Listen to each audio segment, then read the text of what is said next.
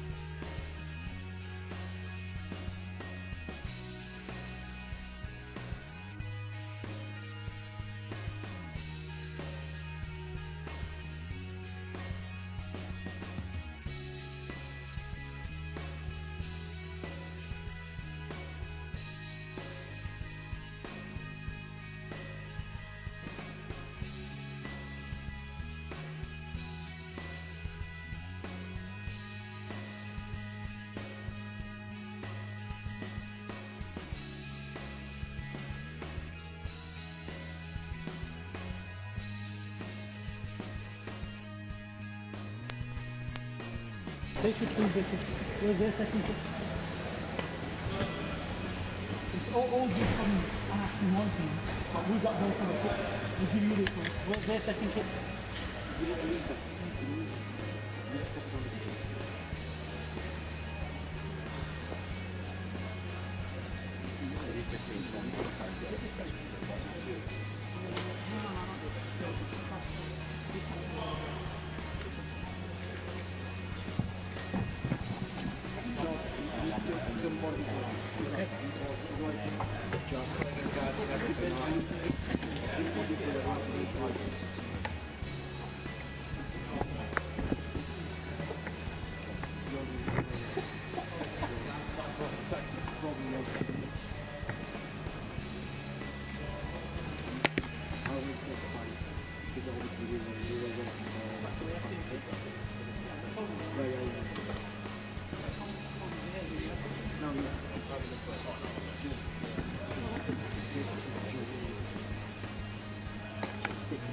Everyone out of here, everyone that we lost in the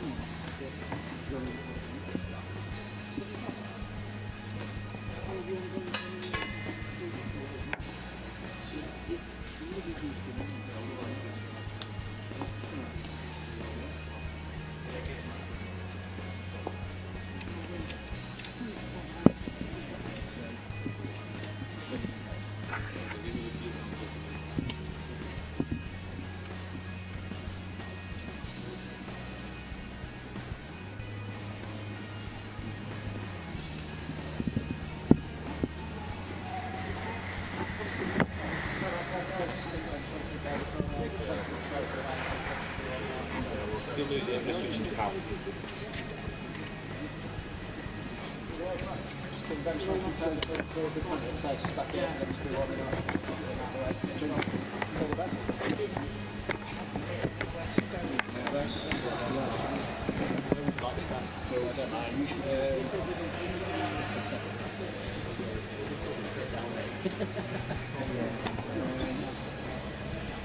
Okay, I work around you. Sure? Yeah.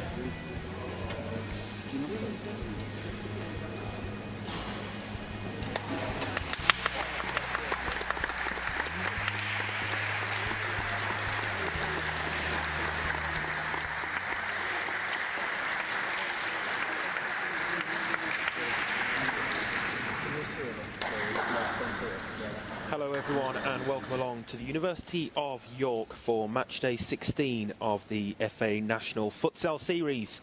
We have 3 games to bring to you today, starting with 2 from the relegation playoffs. The first being Birmingham WLV, who take on Bolton. Teams are out onto the court. Let's have a look at those 2 team lineups. Birmingham start with number 17, Simone Bettino-Sperata in goal. Zach Price, Doug Reed, Lewis Scott and Mummy Jagpal make up the rest of the starting 5. The substitutes are Fraser Corden, Dan Guy the captain, Joel Hughes, Dean Withers, Pablo Santiago and Kirat Jagpal. Birmingham are coached by Ikhlaq Hussain, Alex Brito Noguera and Gonçalo Pereira. For Bolton, they start with Joe Payne, their captain, in goal. Oscar Lucas, Kai Lawless, Mikey Bulmer and Rob Harper are the rest of their starting lineup.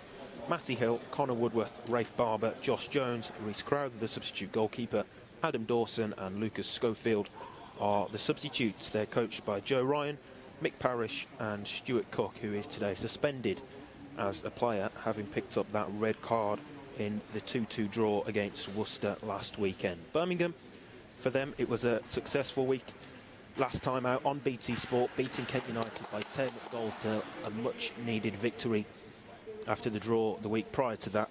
Birmingham, for them today, it is a huge game. They take on Worcester next week, and Bolton will face Kent. A win for Bolton today will all but confirm their place in Tier 1 for next campaign.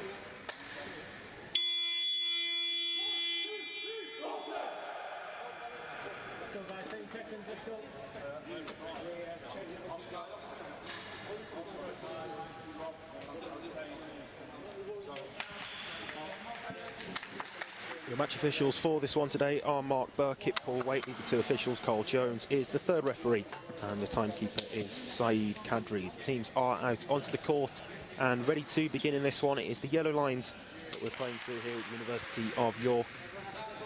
It's a crowded court.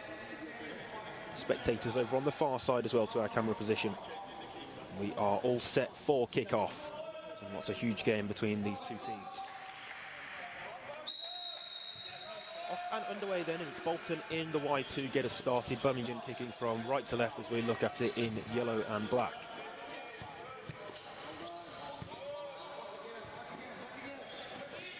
Harper. Across to Bulmer. Birmingham looking to step up early. Pressure high up the court, and it's won back well by Guy. Guy goes to ground, and the first free kick goes the way of Birmingham. Dan Guy, who's actually started this game for Birmingham in place.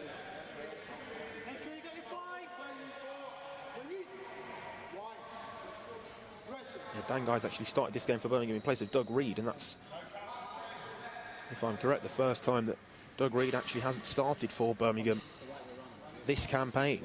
So, bit of a change there for Birmingham. It's a free kick taken by Scott and blasted against the Bolton wall. Kai Lawless it was to block it out and away. Birmingham with the early pressure, kicking from the right side. It's taken short to Price. Here's Scott. Across to the captain Guy. Against the legs of Mikey Bulmer. Lucas. There's Harper wearing 23 today for Bolton. Up to halfway. Scott's after this for Birmingham. Scott might get onto it, you know, and there's a collision between Scott and Payne. And the decision is a Bolton free kick. 1 foul apiece now in the opening minute.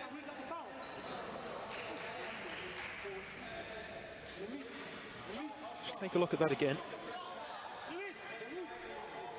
It's just a loose pass back, really, that Scott was alert to for Birmingham and was after quickly. Collision with the Bolton goalkeeper And the Bolton free kick, which has now been taken. Here's Lucas. Lucas again across to Mikey Bulmer. Looking for the diagonal there was Kai Lawless. Nobody on the end of it for Bolton, and it runs out for a Birmingham kicking on the far side. Still 0-0. Just over a minute played here at the University of York. One foul apiece so far. Probably testament to the occasion and the importance of this game. Such a high level of significance. Here's Scott for Birmingham.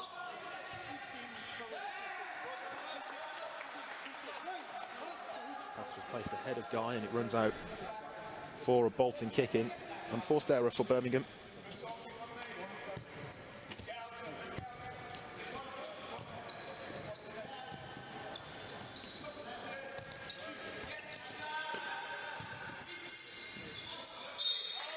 Out of play over on the far side. Mikey Bulmer unable to keep that one in. Cagey opening. Yet to see a real opportunity. Just Lewis Scott's attempt from that direct free kick. Here's Scott again. Forward looking for Jagpal, and it goes out for a Birmingham kicking again.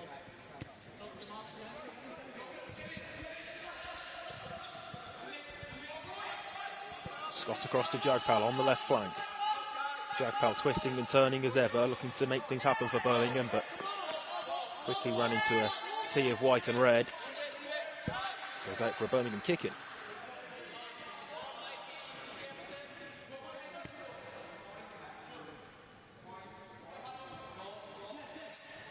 There's Monmeet Jagpal. Now Lewis Scott. Scott plays across to Price and forward to Guy. Guy looking for Scott. It's a ball back in, played towards Dan Guy, and he's got it well in the area, although the last touch there comes off the Birmingham skipper. Birmingham looking to make inroads. At the moment applying pressure, but without really breaking through the final line of Bolton's defence. Feel though Bolton yet to really settle into this one. Bulmer looking for a long diagonal, does well to pick out Harper. Harper looks to skip past Jagpal. And handball is given against Monmeet Jagpal. Mark Burkitt perfectly positioned to give that, and there's a yellow card here as well for Jagpal. It's the first caution of the game.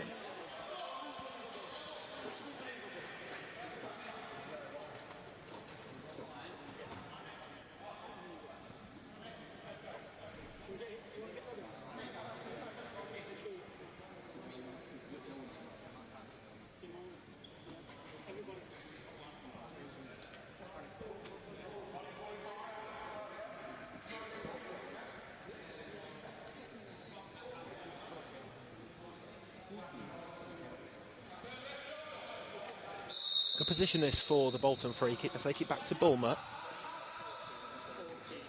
Not really made anything of that set piece, Bolton. It was a good area to perhaps try and work something, but instead just happy to keep possession. As they look to really get a grip into the game. They yet to really have a period of possession like this, as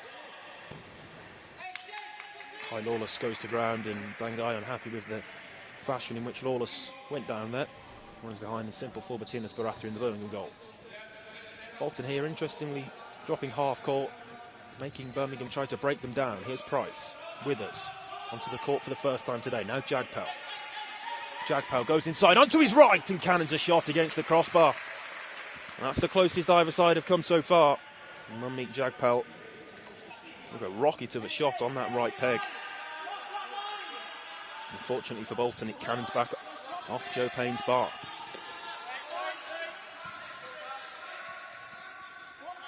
Bulmer. Big diagonal is a good one, picks out Lawless, and a good challenge by Guy. It had to be. Well-timed challenge.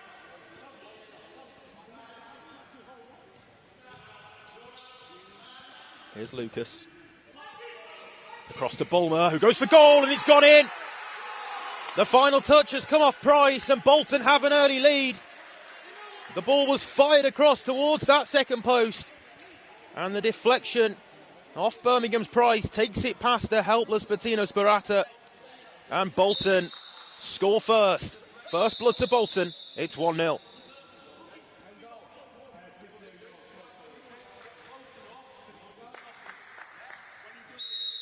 That has officially gone down as a Zach Price own goal.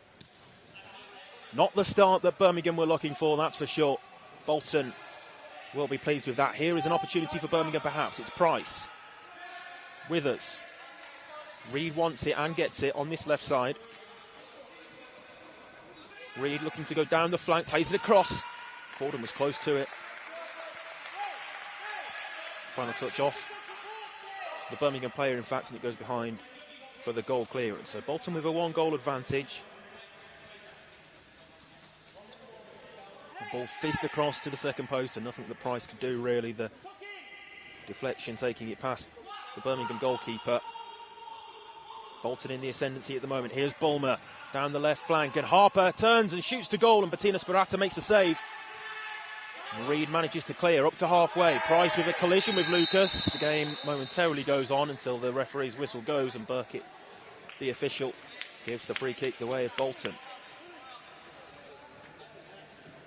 This was the opportunity. Bettina Sperata forced into action. Doug Reed looked to spring the counter-attack quickly for Birmingham. There's the foul. That's 3 fouls already now against Birmingham.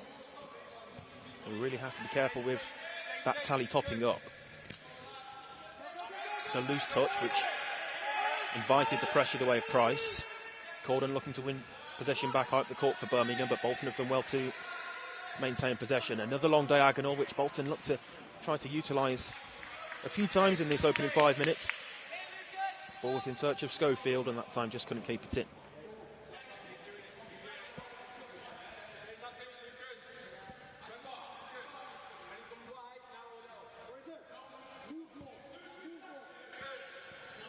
Here's Price. Withers on halfway, forward to Corden. Now Reed turns back onto his favoured right, picks a good ball across to Withers. Withers looking for the second post with Price. It's just slightly behind the run of Zach Price. Reed does well to shield off the pressure of Schofield. Now Withers across to Reed. Corden switches to play for Birmingham. We're looking for an equalising goal, having fell behind. Corden taken down, and that's a Birmingham free kick. The foul count really growing now at the moment. 3-2 against Birmingham. Still in the early stages of this half as well. Corden here, just with the piece of skill to play the ball through the legs of Lucas, and was duly taken to ground. Reed will take this free kick for Birmingham. He stands behind it. Reed plays across to Withers with the left-footed strike. Wayward of Payne's goal.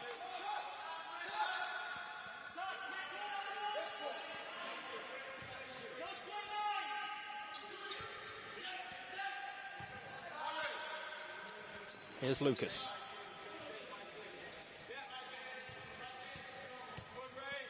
Rafe Barber. Now Bulmer, go back to that early Birmingham opportunity with Jagpal and his effort which cannoned against the crossbar. That was an important moment in the context of this game so far. Of course, Bolton then perhaps with an element of fortune about their goal. They won't care about that. And it's Bolton who have themselves in a firm position at the moment. Withers. Corden, as Birmingham look to break down this resolute Bolton defensive structure, and that's a poor pass. Well, certainly not on the same wavelength. Reed and Withers there. It's a fairly long period of possession that for Birmingham, but comes to nothing. Again, it's the big diagonal, and this time picks out Bulmer. Bulmer just seemed to get the ball stuck under his feet. Bulmer goes inside and gets the shot away, but it's off target.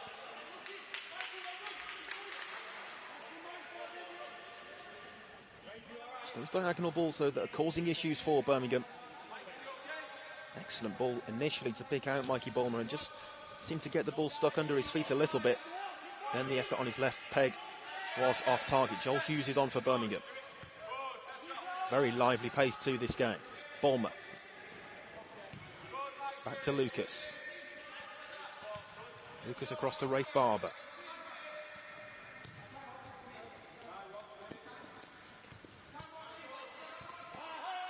Bulmer. Pressure came the way of Withers and forced to use the keeper Payne. Bolton happy to do that. Lucas as Birmingham now drop off. Just over 7 minutes played. 1-0 to Bolton is the scoreline. Schofield.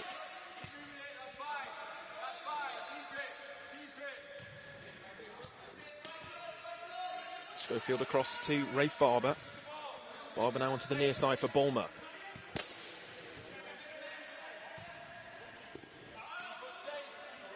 Corden with the touch for Birmingham, and the final touch comes off Lucas. Birmingham get the decision. Lucas unhappy with that.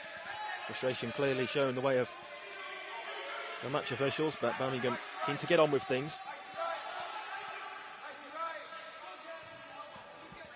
Here's Reid. Corden inside the centre circle. Plays the ball forward.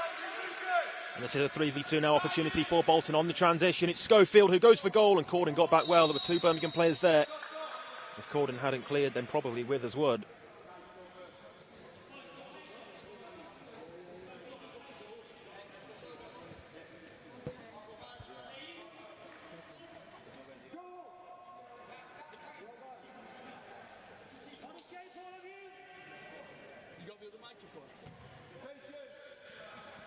Here's Barber.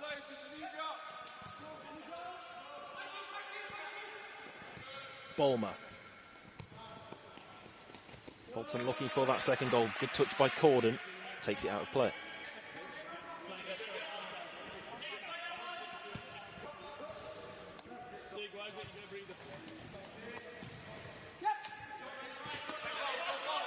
Lawless is ball forward to Bulmer. Bulmer making inroads down the right flank, and Joel Hughes is there to block for Birmingham.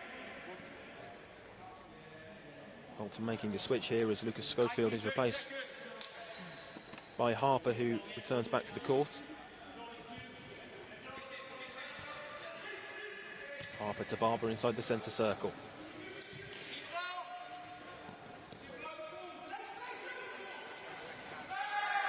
That's another needless foul really conceded by Birmingham, which takes them on to 4 fouls.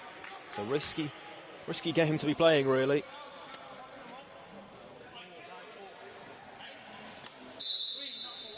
One of those needless fouls that perhaps Birmingham didn't need to concede and could later in this half cause them further problems.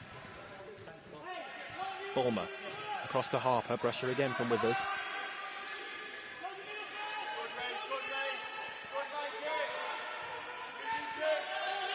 Lawless toes the ball for Barber.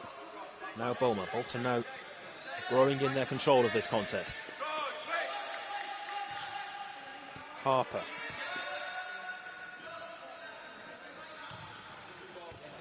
Here's Lawless. Again, a sustained period of possession for the team in white and red.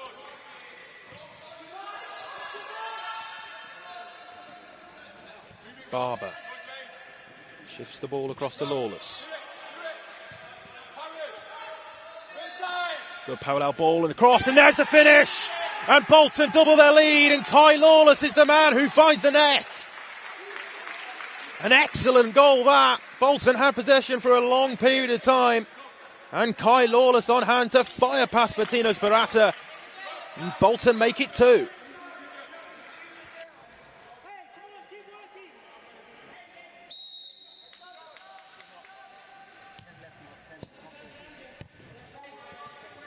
Here's Scott.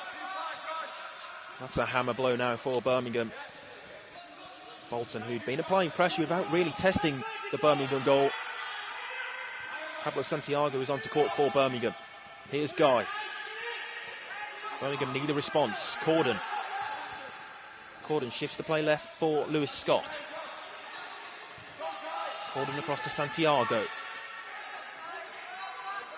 Guy turning in the area, and Corden scores. Birmingham give themselves a route back into the contest. It's 2-1. Fraser Corden again on hand for Birmingham to turn home. Corden's turned into a goal machine at the back end of this season, as the ball was played across by Guy, and Corden there. A simple finish for him. It's 2-1.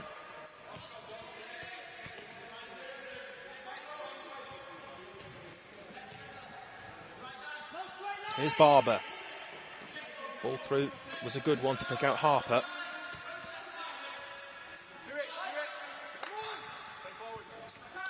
Now Lawless. Call of no fouls from the Birmingham head coach, Higuain, who's aware of the fact that Birmingham are on 4 at the moment. It's been a good response by Birmingham since that second goal.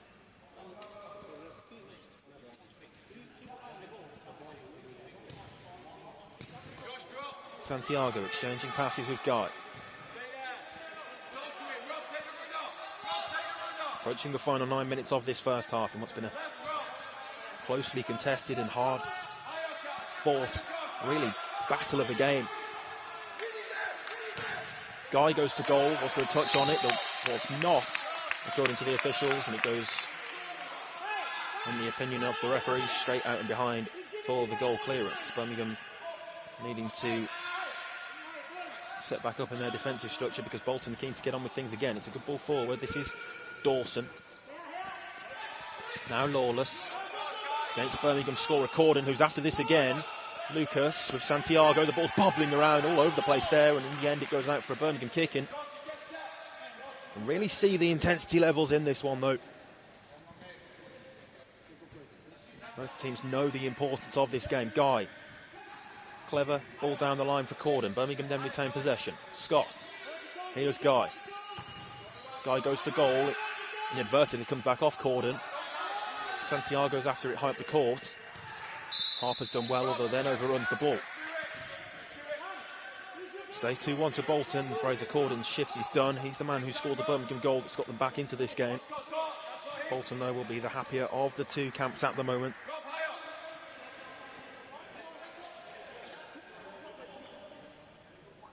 Santiago takes the kick in, finds Guy.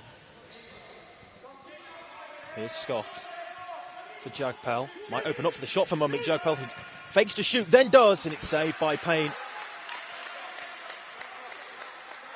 Sent Adam Dawson twisting there, did Jagpal. A fine stop by Payne.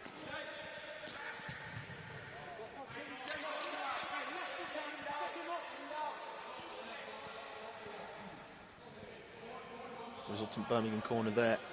It's deflected behind for take 2 on this set piece.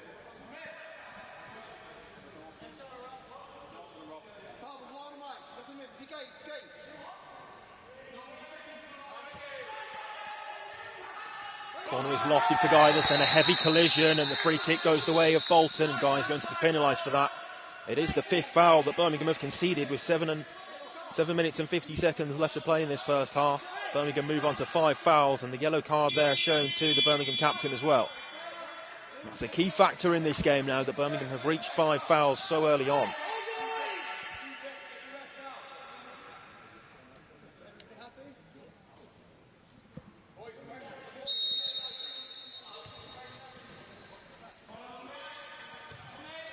Here's Bulmer.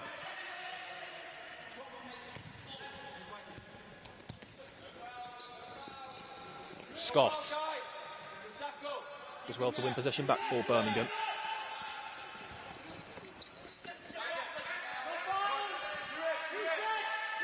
Bulmer plays back to the Bolton keeper Payne, who was called into action a minute ago. Made a good save to deny Jagpal.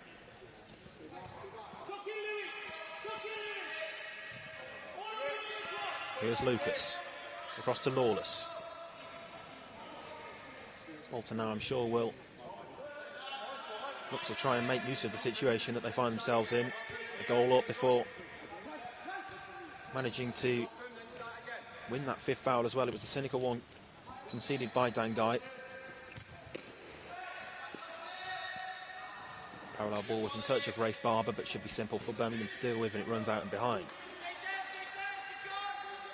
Lively pace to this one, and testament to that. It would be surprising if Birmingham are able to manage to see out what remains of this first half at this pace, having not conceded another foul. Maybe just need to slow the game down a tad. Here's Guy. Bulmer. Good ball forward. This is another opportunity! And into the bottom corner. Kai Lawless picks that out. And Bolton restore their 2-goal lead. It's 3-1.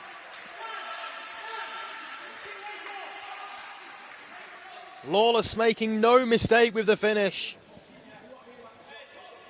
A simple one to create the opportunity. And Doug Reed's desperate slide wasn't enough to manage to stop the ball going goal bound. And better than just goal bound, Lawless found that bottom corner. It's 3-1 to Bolton.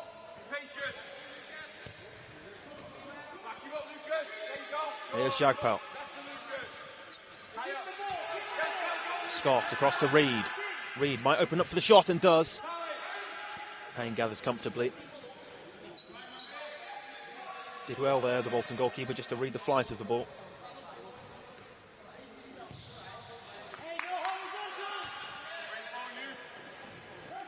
Long diagonal comes off the head of Jagpal. Barber there with a snapshot towards goal. It's off Jagpal and out.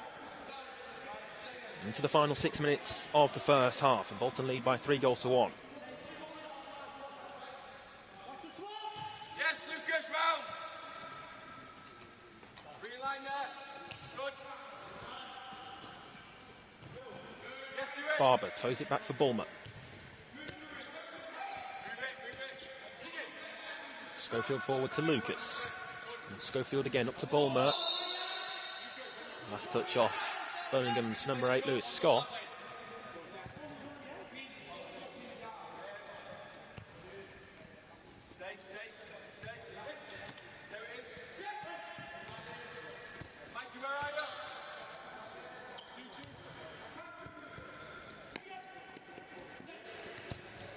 Barber plays it back to Lucas.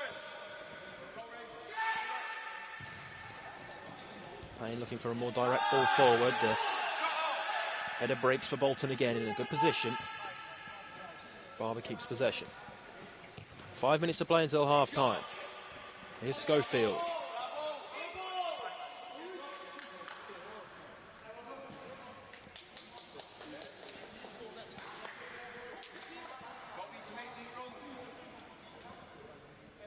Set piece here for Bolton from their right side. That's where two of their goals have come from.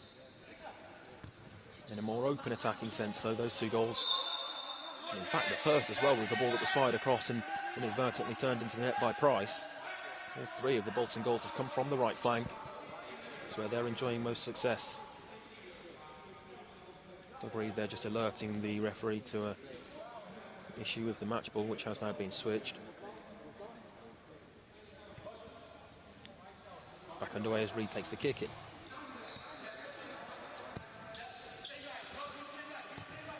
Price gets the ball back off Reed.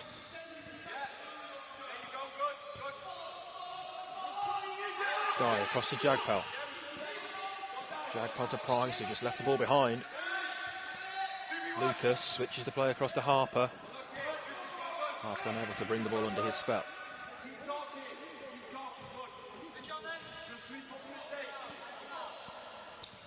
Birmingham at the moment doing well to manage the fact that they're on 5 fouls, but that of course can all change in an instant.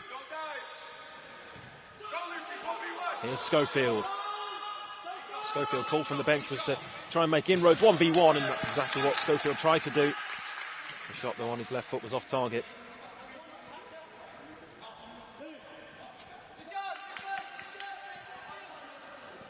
Birmingham with possession in their defensive half. Here's Price. Corden.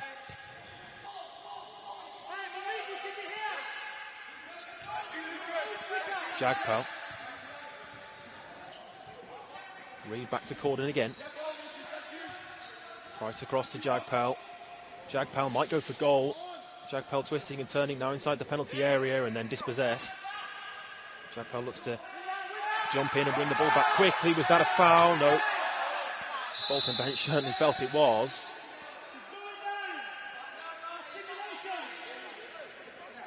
The call from the Birmingham bench was that that should be penalised for simulation. Interesting moments.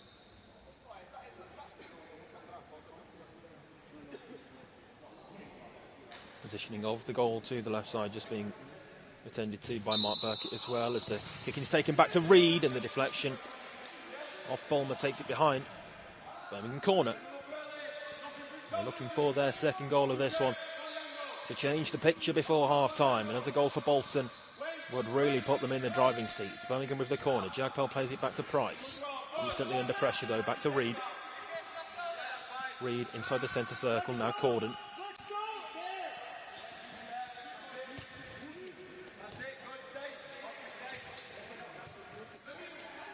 Price goes for goal. Blocked away well by Lucas.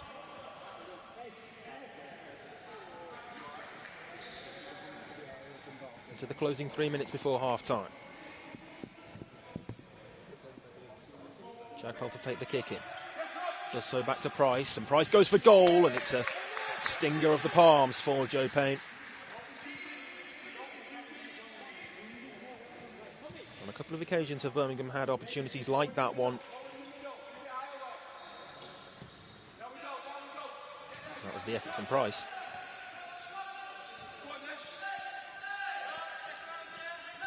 Here's Withers. Corden. Price is an option to the right flank. Price has it now, plays back to Corden. It's deflected behind for yet another Birmingham set piece. But again, it's an opportunity that Birmingham are creating and not being able to take. Timeout card just going in front of our commentary position here. Stuart Cook hands that into the timekeeper Saeed Kadri. That will happen at the next Bolton break in play. Here's Reed. Reed for Withers, goes for goal, and again it's fairly comfortable for Payne. Would have been disappointing to say the least had that one gone past the Bolton goalkeeper. Birmingham getting shots away, but from those sorts of distances and in that sort of manner, you feel that Bolton really will be happy with those sorts of situations as the buzzer sounds to signal this Bolton timeout. With 2 minutes and 3 seconds left to play in this first half. It is Bolton who are in front. They're in the driving seat at the moment, having restored their 2-goal advantage. Kai Lawless with an excellent finish past Birmingham's Patinas Barata to find the bottom corner, and it's given Bolton their 2-goal lead back. 3-1 the score at the moment. There was a period in the game where Birmingham looked as though they might really come back into things and apply more pressure on Bolton just after the Fraser Corden goal. Bolton responded well to that, and 3-1 it is at this timeout. Of course, later today, following the conclusion of this game, we will have another Tier 1 relegation playoff match with Kent United, whose fate last week was confirmed. They will be relegated to Tier 2. They take on Worcester in what's a must-win game for Worcester. And then following that, later on today, we will have live broadcasting for you of the Tier 2 match between York and Liverpool, in which York can secure promotion to Tier 1 for next season. So a lot still to be played out today, but at the moment still inside the first 20 minutes of Game 1.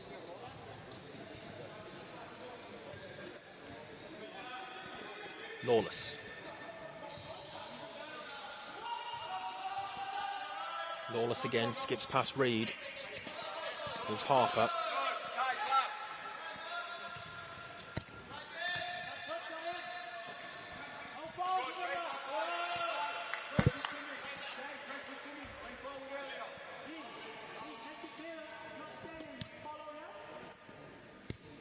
Corden takes the Birmingham kick in, back to Withers. Price travelling with the ball at his feet. It's played back to Corden, who might shoot, doesn't. Instead plays back across to Price. It was a neat pass from Corden. Seemed to fool some of the Bolton defence and shaping to shoot. But again, Birmingham not quite with that final ball to really make this pressure count. Here's Reed, deflected behind.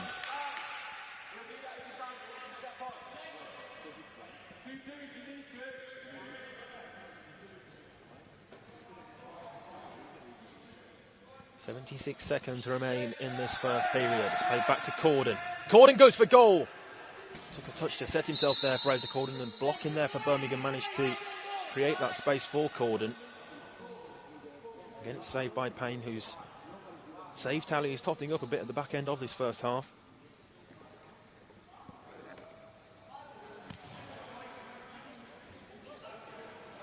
Bolton, though, very much the happier of the two teams at the moment. Reed, forward to Corden. Corden goes down the line. Corner again.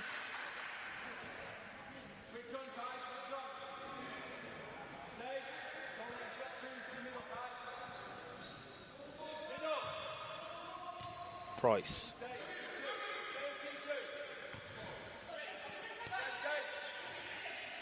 Is with us for Price, who takes it in his stride, and the toe poke shot towards goal is another tester for Payne. 50.7 seconds is what remains of this first half.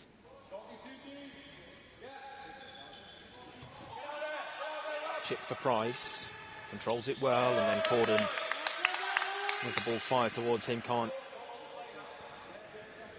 manage to make something of it for Birmingham that time. Bolton now seemingly will want to see out this two-goal lead that they have going into half-time, and that's a very good position for them to be in. That's a good ball forward to Bolton. It might get even better here for Bolton. You know it does! Evades the Birmingham goalkeeper and finds the back of the net, and that could be a huge goal for them. Bolton, it looks as though it will take a 3-goal lead into half-time. It's 4-1.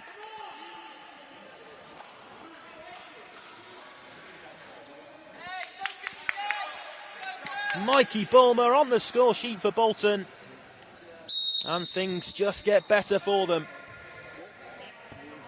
Mentioned that they'd probably be happy with the 2-goal lead going into the break. Well, 3 goals to the good. It was a perfect position for them to be in, really. They've looked to take this game a step away from Birmingham since the Corden goal. It's been an excellent response from the Birmingham bench. Will have a task on their hands at half-time now. Towed back to Bettina Sparata by Doug Reed.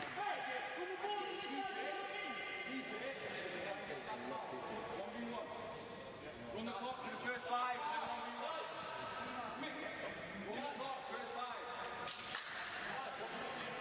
14 seconds until half-time.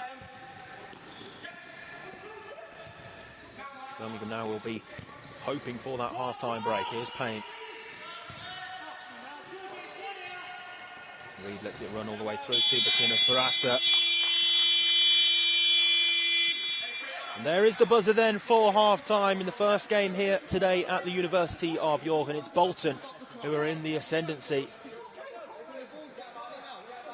Bolton will be really pleased with how that first half has gone. It all got underway with an unfortunate Birmingham own goal, which came off the leg of Zach Price. Birmingham, at one point, it looked as though might be able to get themselves back into things in that first half. A goal from Fraser Corden. But at half-time, it's Bolton who are in control. The half-time score, Birmingham WLV 1, Bolton 4. Join us for the second period.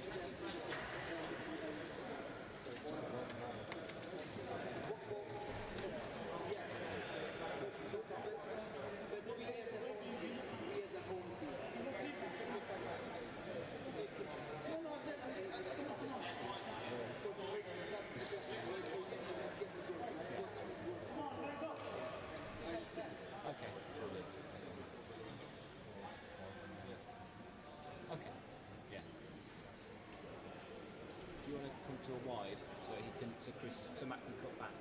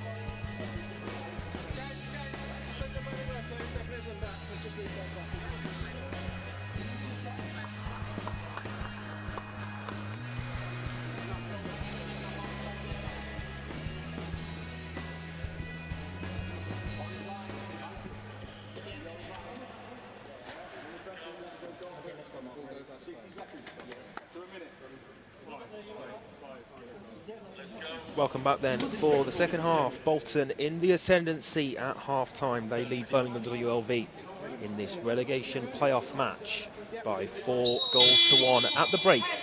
And joining me now for the second half is Catherine Alderton. Catherine, good to see you again.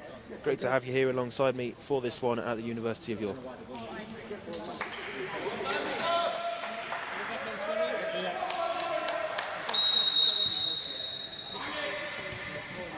Good, go Lucas.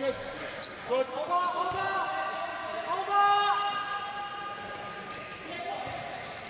Good up. Class, well done, you four. Move it. Everyone's got to go. Well done.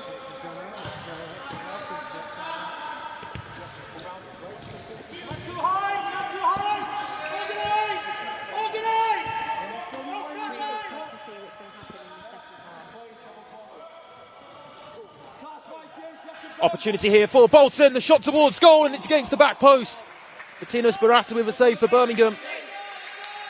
Another early opportunity for Bolton and one they don't take.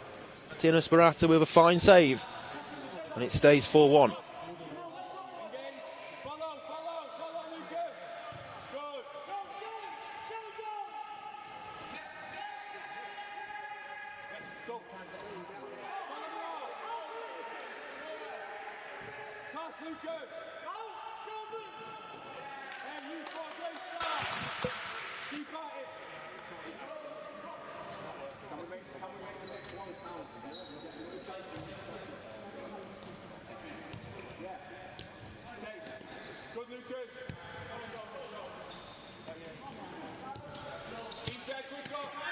Apologies for any audio issues we might have just encountered with Catherine there. Hopefully get that sorted as soon as possible. But back to the action, all eyes focused on this. That's got to be a handball.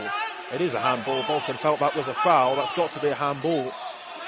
And there's a bit of afters there between the two sets of players as well. Yeah, apologies for any audio issues we might have just encountered with Catherine's microphone. There is a yellow card there shown for the handball. Bolton felt there was a foul, nothing given.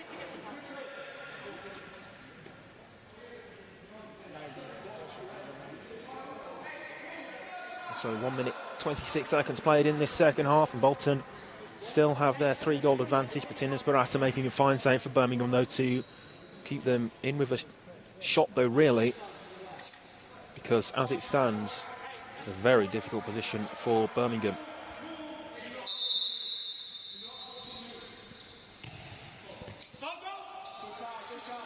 Here's Lewis Scott. Across to Jagpal.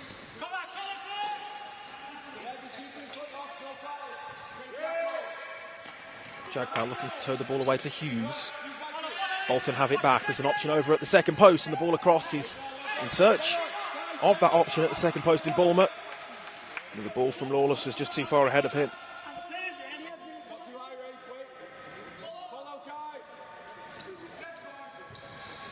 Withers to Scott here. Scott does well on the initial 1v1, and there's a foul again, and that's 2 early fouls conceded by Bolton. Remember, Birmingham did hit the 5 foul mark in that first half and did well actually in the end to manage to see out what remained of it without conceding a 10-metre spot kick, but this time it's a couple of early fouls that have gone against Bolton.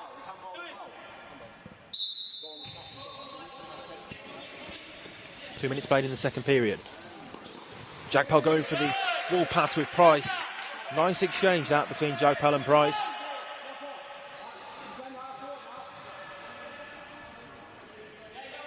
Birmingham need a goal quickly, so they look to get themselves back into the game. Price, high up and above the crossbar.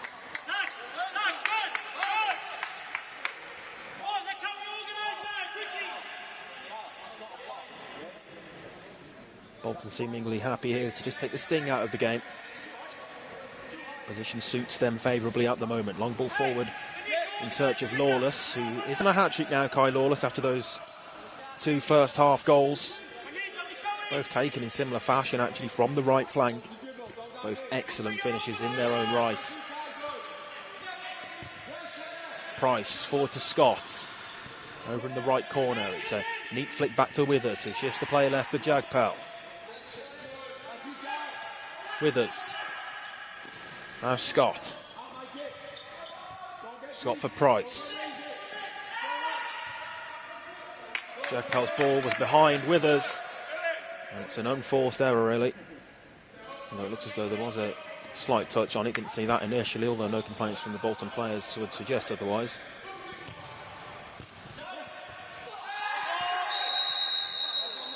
Bulmer got there first, and the decision is a free kick for Bolton, and Mummy Jagpal here has to be careful, having received that yellow card in the first half.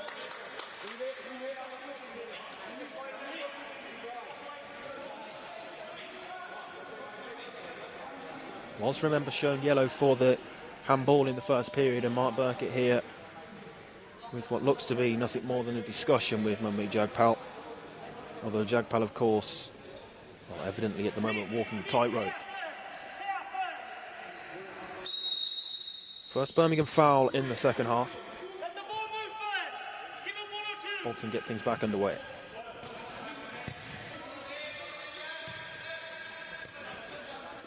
Bulmer. Here's Barber.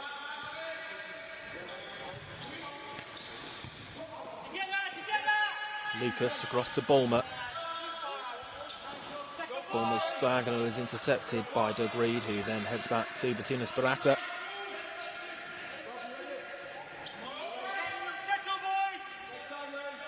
Reed.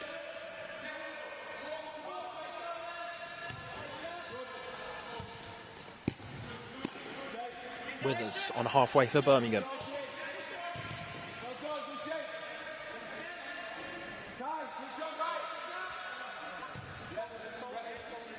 Withers plays a lateral ball across to Doug Reed, and then the lofted pass is in between both Withers and Jagpal for Birmingham, and again it's a error, and it's been the story of the day really so far for Birmingham. Bolton for large portions of this game have sat off Birmingham, allowed them to dictate play, then hit well on the counter-attack, and that's really how their 4 goals have come. Bolton at the moment in the perfect position. From a Bolton perspective, things would have to go very wrong from here for them to not at least walk away with a valuable point.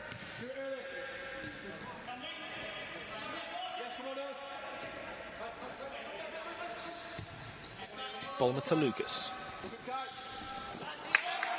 Lucas held up by Price. Bulmer back to Joe Payne. Payne under no pressure plays that to Lucas.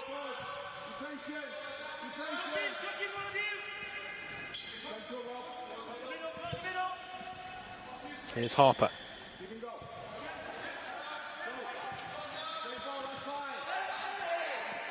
Long ball forward as Reed collapses to the ground under pressure from Harper. And some words exchanged there between Harper and Reed as well, but the game goes on. Reed back to Price, opens up for the shot, and Price fires it just wide. A yellow card shown to Rob Harper for dissent there. Mentioned before that there was words exchanged between Reed and Harper, and it's the Bolton player who is cautioned.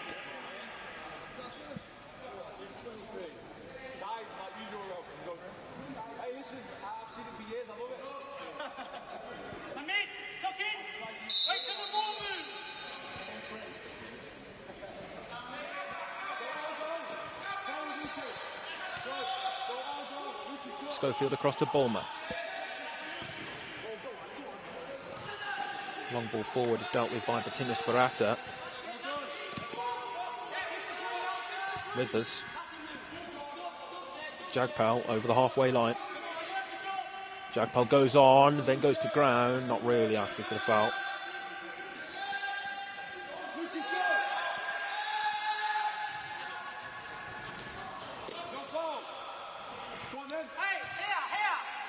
Withers slows things down, plays across to Jagpal. Just that little bit extra needed for Birmingham. Withers runs into traffic. Reed shoots. Excellent opportunity really in the context of the chances that Birmingham have had in this game so far. They've often been restricted to shots from range, and that's a better chance. Touch takes it out for the corner, which has been taken. Here's Withers. Ball back was loose. Did Reed catch him? Bolton certainly feels so. Birmingham want to get on with things. No foul given. The game goes on. All officials there in agreement. Birmingham asking again for simulation. Jagpal that time is taken to ground, and the final touch off Jagpal takes it out, and it will just be the Bolton kick-in.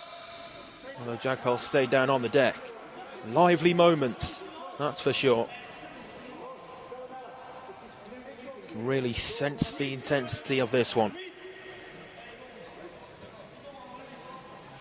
Jagpal here looks in some distress as well as he hobbles his way off the court.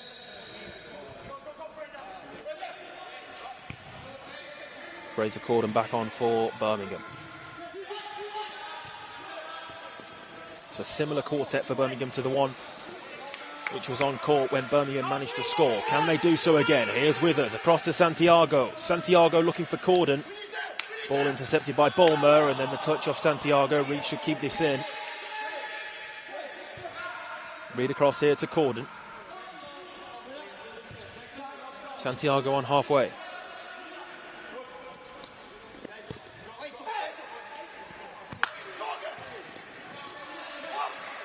Oscar Lucas has pulled up there and gone to ground. That's an injury concern for Bolton. Just as the ball was played in towards Reed in the pivot position, there seemed to be a bit of a collision between Lucas and Reed, and I think Reed was signalling towards the Birmingham bench there as well, just off the side of the camera. Let's just take a look at that again as immediately Oscar Lucas winced out of that challenge, and he's still down on the deck. So the sting taken out of the game a little bit at the moment, and we are as we were at half-time in terms of the scoreline, with Bolton 4-1 to the good.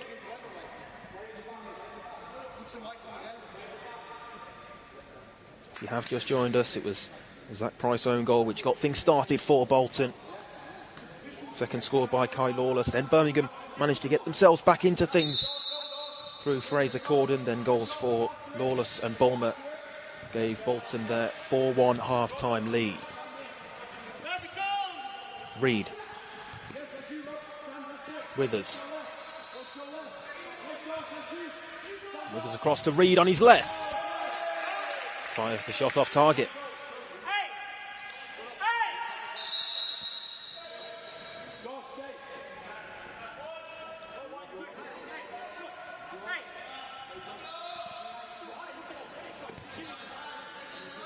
Barber.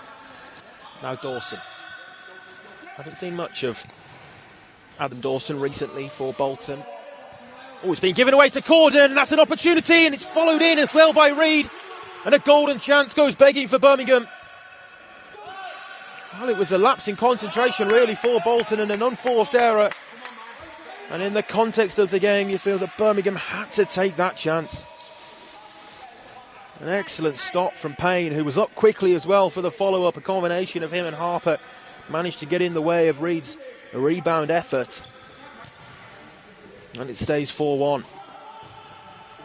Harper in search of Dawson. Off target.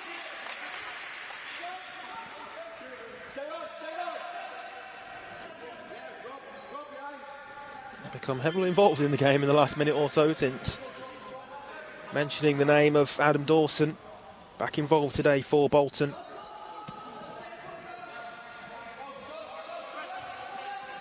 Six appearances before today for Bolton, and having missed the past few weeks. Ball forward there is intercepted by Harper. Bolton today are without their top scorer Ollie Whaley as well, who has 7 goals for them so far this campaign.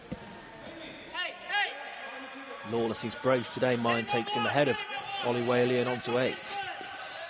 Ball forward to Dawson. Birmingham tried to crowd out Dawson there, but Dawson did well to come away with possession. Now Barber across to Bulmer. Bulmer up against Corden and off the Birmingham player and out for the kick-in.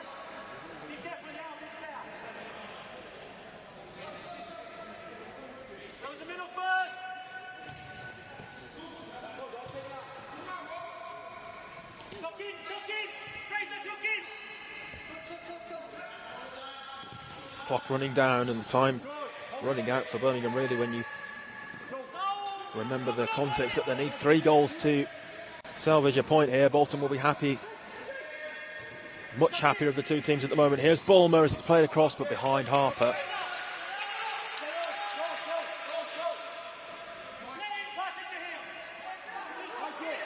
But in what they knew was a huge game, Bolton will be very happy with the position they find themselves in.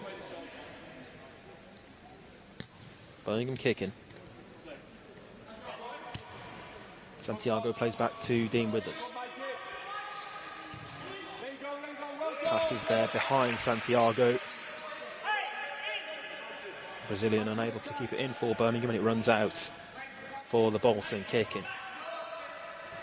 Taken back to Rafe Barber. Bulmer inside the centre circle to Barber again. Now Dawson. Birmingham bench with a couple of glances towards the clock behind us as well. Approaching the final quarter of this game. Bulmer. Parallel ball is a good one for Harper. Birmingham ball. Joel Hughes ready to come back on here for Birmingham. Can he spark something as he is on to replace Santiago?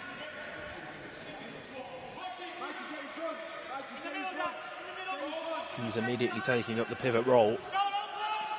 We've seen him become accustomed to across the campaign. Corden.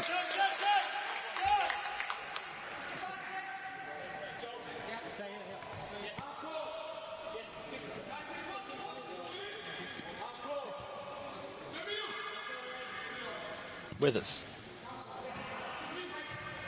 Guy forward to Hughes. Hughes into the feet of Guy. It's a right old scramble for the ball, and it's the Birmingham captain who comes away with possession, and there was a shove into the back of Dan Guy, indicated by the referee over on the far side there, Paul Waitley.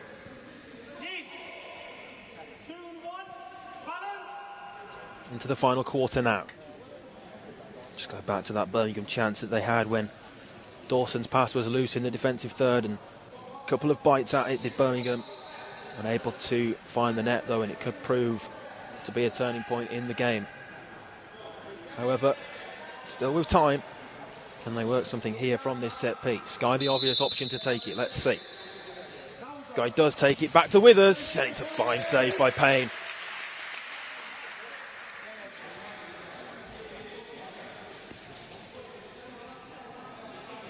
It was a neat set piece really for Birmingham, and set it well with the left-footed option of the strike for Withers. Managed to get the shot on target. Nothing better than that. Corden takes it back to Withers, who that time scuffs the effort.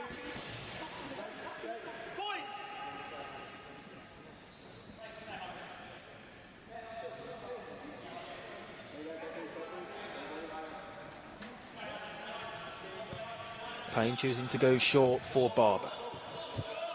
Here is Kai Lawless. 2 excellent goals in that first half for Bolton.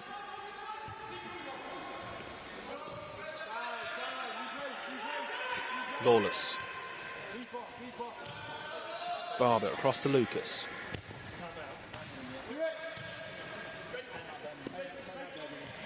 Rafe Barber again as the timeout card just goes in front of us as well for Birmingham. So Birmingham will have that timeout. Didn't use theirs in the first half actually, Birmingham. Just saw the Bolton timeout called in the final 2 minutes of that first period.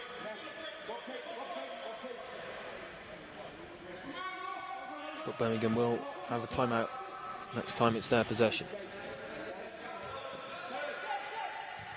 Lawless.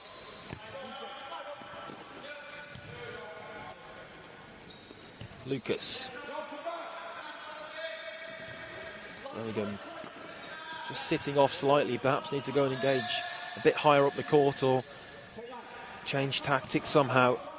Just lacking that final little bit of something that's been there for Bolton today and perhaps not for Birmingham, as Martino Sparata's put under pressure.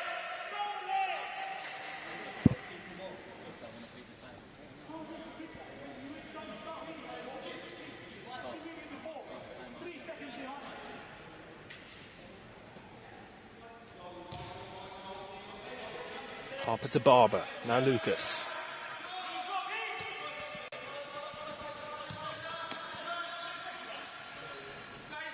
Get the sense that Birmingham, to my left here, might be setting up a fly goalkeeper.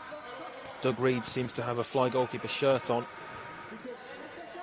Something that we've seen him use in recent weeks. And could that be the route back into the game? They'll need the timeout to come their way first. Bolton at the moment doing well to keep the ball in play. Here's Withers. Forward to Corden.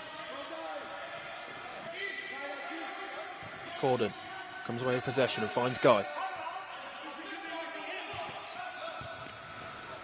Corden stabs it forward in search of Guy, and it runs through comfortably for Joe Payne.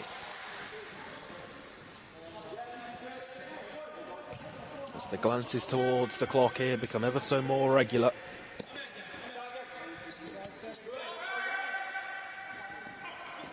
Corden did the hard work there. Hughes was taken down, no foul given. Birmingham with only 3 to defend this. As Hughes is down, it's a simple save in the end for Martínez Barata.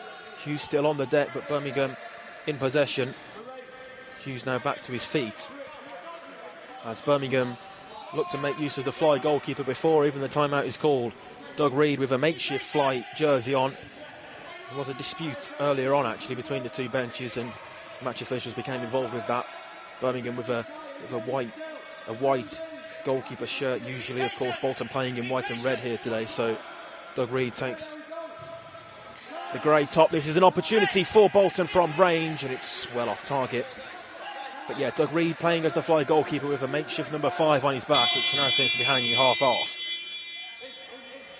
And here will be the timeout that's aforementioned for Birmingham.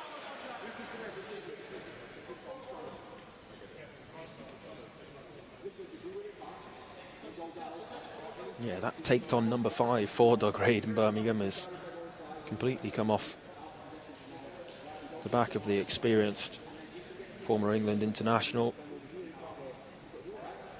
It's Birmingham who will now look to make use of fly goalkeeper to change the course of what remains in this contest. There is the number 5 for Doug Reed, which has now been better attended to. There's the Birmingham camp.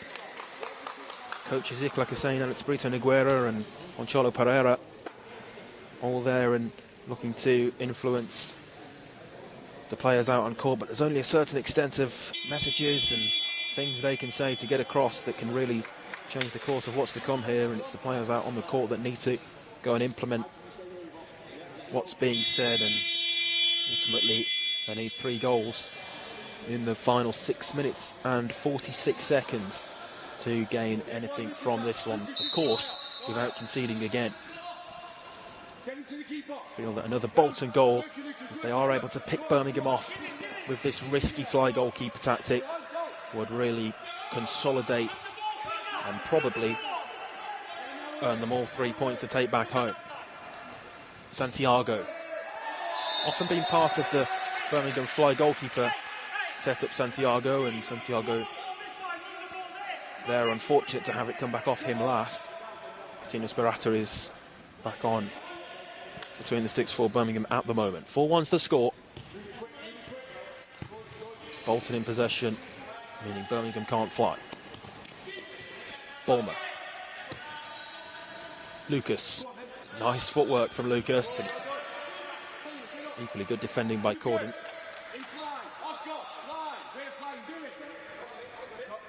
The call from Stuart Cook there is for Bolton to fly, so that's an interesting tactic. Game of chess really between the two coaching teams as Birmingham play their hand first and look to go fly. Now Bolton with an immediate response in the fly formation as well. Bolton of course don't need to really break down Birmingham.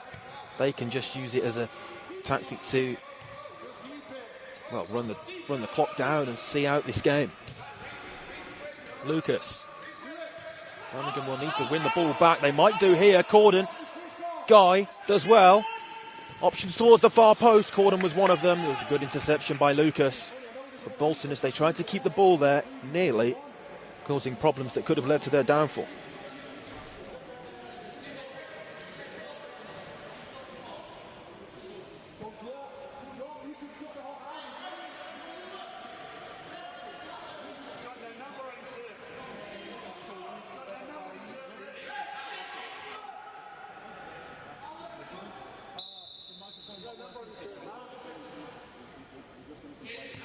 Guy across to Birmingham's fly goalkeeper Reid. Corden. Back to Guy in the centre circle.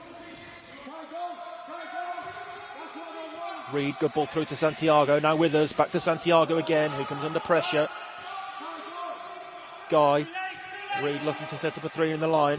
Santiago, nice ball across to Reid. Now Corden. Can Birmingham work the opportunity for the final shot? Guy. Santiago. Forward to Withers. And then that pass is mis-executed.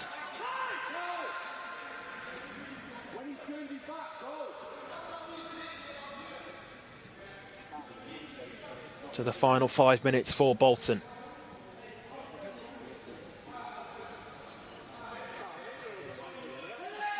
Bolton, who know that, although not mathematically, a victory here for them today would all but confirm their status in Tier 1 for next campaign. Withers across to Corden. Corden not on the same page as Withers, and it might set up the counter-attack opportunity for Bolton. Bulmer looking to make use. Lawless that time runs it out of play. Bettino Sperata switching with Reid, who's now back on as the fly goalkeeper for Birmingham.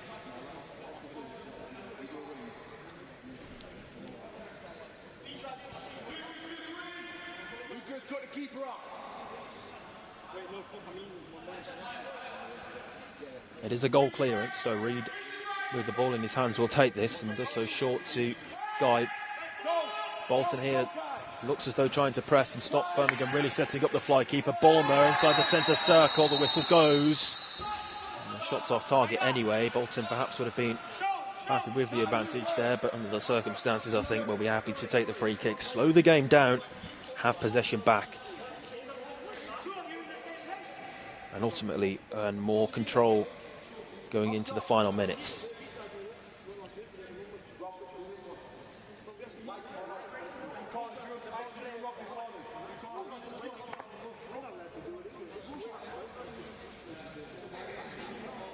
You can see there Mark Burkitt having a conversation again with Dan Guy, the Birmingham captain. Play now back underway, and Bolton are flying their goalkeeper again with Payne.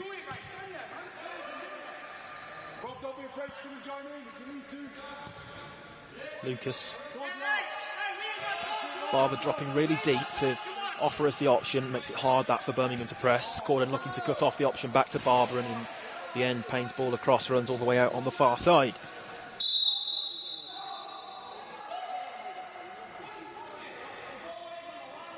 Yellow card there shown to Mikey Bulmer as Birmingham look to take that kick in at a quick pace. Mikey Bulmer is cautioned for that.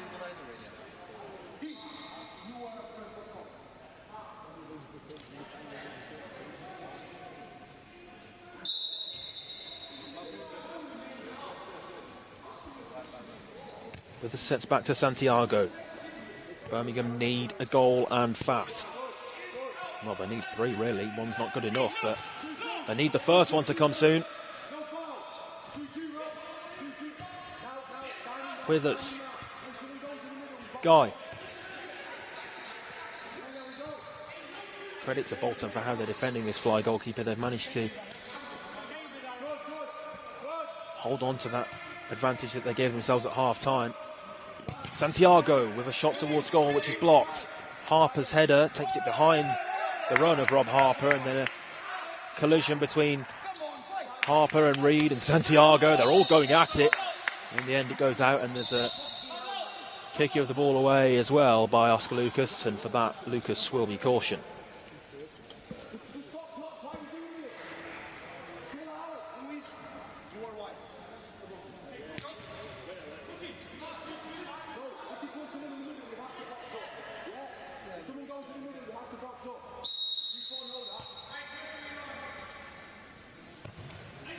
Doug Reid. Birmingham now with Lewis Scott on as part of this fly 5. Scott, who isn't usually part of the fly team, but perhaps one last roll of the Birmingham dice. Here's Scott. Guy. Reed. Nice flick forward to Price, and Payne called into action.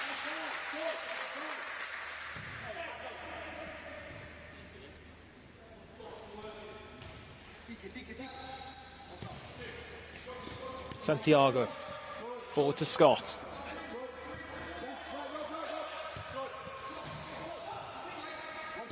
Here's Scott again, forward to Birmingham's Brazilian in Pablo Santiago. Now Lewis Scott again. The clock just running down though.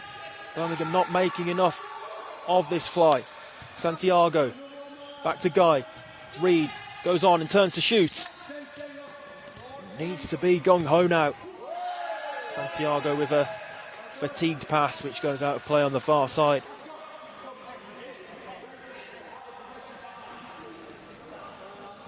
Ultimately though, Bolton will be very happy with Birmingham playing like that. Not really getting enough shots away at goal.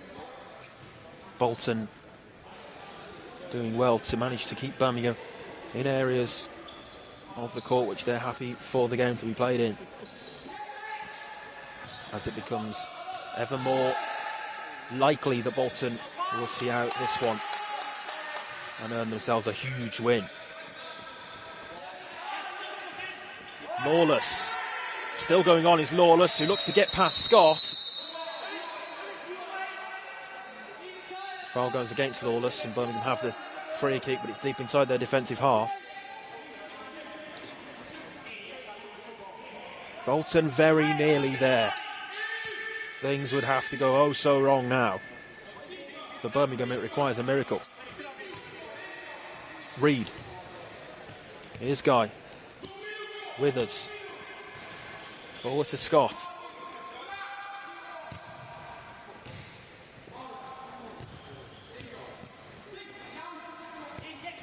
Withers picks out Scott, but closed down well by Harper and Barber. Across to Reed. Now Price. Time just running out though for Birmingham. Withers. Here's Reed again.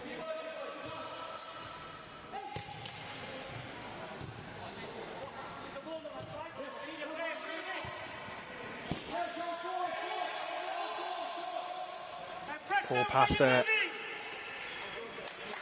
by Withers it was for Birmingham, and the game completely petering out for them now. Reed still in as the fly keeper, and that one is a ball which runs across the face of goal and is very close to wrapping things up and getting the celebrations going for Bolton. Desperate times call for desperate measures. 50 seconds to go. Reed forward to Price. Price across to Scott. It's hit the upright of Scott, and then Withers goes for goal. It's saved by Payne, but straight at Joe Payne really. Dawson. Birmingham kicking. Bolton's number 11, Josh Jones, enjoying minutes at the end of this one as well, which is probably a sign of how confident Bolton are now as well. And as they should be, they've really done well to see out this second half. Birmingham, who failed to score, it was a goalless second half back in the game at St George's Park against Manchester. It looks as though it might be a similar story here. Here's Scott though, and it's deflected and does go in. Birmingham score with 19 seconds to go. It might make things interesting, although the expressions really show that Birmingham know their fate in this one now. It's 4-2, but time very nearly up.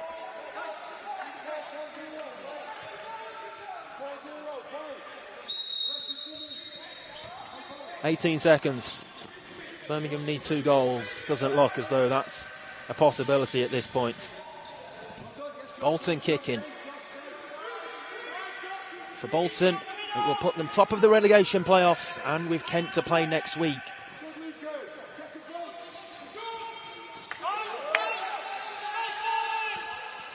Two seconds remain. Mandatory final moments. And Bolton celebrates! And you can see just how much it means for them. 4-2 winners in this one, in the first game of 3 here from the University of York. Bolton, who got themselves in a very strong position at half-time, defended well in that second half, and Birmingham WLV with a goal in the closing minutes, but it was too little, too late for them ultimately, and Bolton with the victory. It finishes here, Birmingham WLV 2, Bolton 4.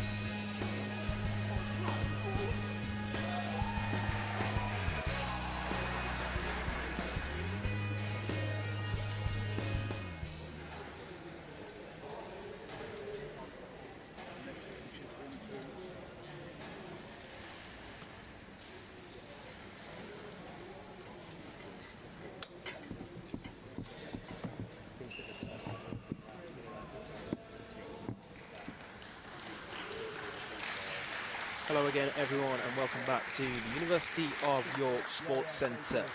Earlier today we saw Bolton pick up a huge 3 points in their quest to remain in Tier 1, beating Birmingham WLV by 4-2. And now, in another relegation playoff game, Kent United take on Worcester. Let's then have a look at the two team squads, starting with Kent United, whose fate last week was sealed with results there. Long known fate really of relegation and playing in Tier 2 next campaign. They start with goalkeeper and captain Daniel Paul, Turan Pakoz, Charlie Dast, Joseph Perez and Kieran Towner. Their substitutes are Aaron Reid, Egid Adin, Emmanuel Otilaja, Trevor Baini and Najim Oriola. They are coached today by Marco Santos. For Worcester then, this is really a must-win game for them. They are of course the favourites to do that, but need to get the job done. Miles Chadwick makes his first appearance of the season. The Worcester goalkeeper and the rest of their starting lineup is Alex Hainault, Andrew Lanham, Sam Kerwin and Dale Richards. On the Worcester bench are Jack Morgan, Pete Vallance, Jordan Ford, Ollie Desborough, Lewis Morrissey, Josh McGrory and Rudy McKinnon. They're coached by player coach Pete Vallance and Paul McHugh. The match officials for this one are Carl Jones and Saeed Kadri. The third referee is Mark Burkitt and the timekeeper is Paul Waitley.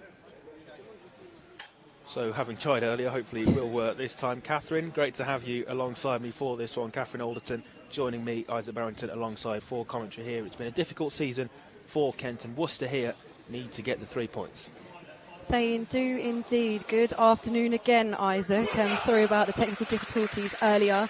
Look, Worcester, they are the favourites obviously here today, but Kent, they're still here, they're still turning up, they're still working hard. So let's see what they've got today. Yeah, last time out for Kent, it was a 10-0 loss to Birmingham, who we saw involved in that first game of the day. Worcester with a 2-2 draw against Bolton. So we are off and underway. Kent United in black and white and Worcester in navy blue in what's a fairly close kick clash really in this one. I was literally just going to say the same thing. Got to keep our eyes peeled today. Kent with early possession through Dast. Good ball forward and half a chance as Packers look to get something on the end of it, but it runs through to Miles Chadwick, wearing 30 today, the Worcester goalkeeper. As you can see, Kent have started off in their half-court structure, which served them well in a couple of games.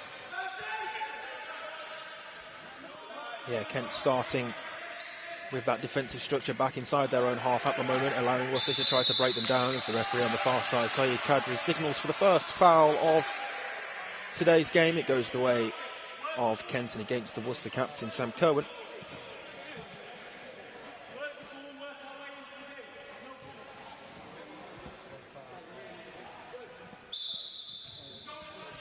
Still inside the first minute, Kent with possession here through their goalkeeper, Daniel Paul. Last couple of games then for Kent in Tier 1, having their fate sealed last week with relegation to Tier 2. Chance for them to enjoy themselves probably in these final two games, with the game today and next week against Bolton. Here's Hainault to Lanham inside the centre circle now. Kerwin goes for goal from range. That was a testing effort. There was a touch on it, which takes it behind for the corner.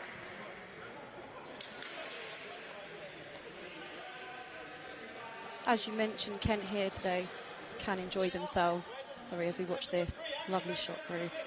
And there's quite a young squad today, which is really nice to see. Forever learning. Cohen goes for goal. It's saved by Paul. Kent come away with possession, although then run into traffic in the form of Alex Hainault and Lanham. Richards connects with Joseph Perez for Kent, and the decision goes the way of Kent United, who've taken this kick in here.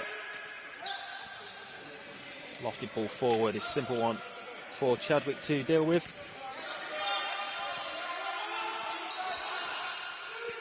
Perez, this is an opportunity on the right, and the ball is played across and behind the run of Turan Packers. But Kent have started brightly here, Catherine. They really have started brightly. We just saw them attacking as a free, getting to the second post. This is really nice to see from Kent. You can see that they've progressed as the season's gone on. Kerwin there dispossessed. Perez Perez turning, got the ball stuck under his feet perhaps, then comes away with possession through Dast. Ball there towed forward to Kieran Towner. Towner back to Charlie Dast.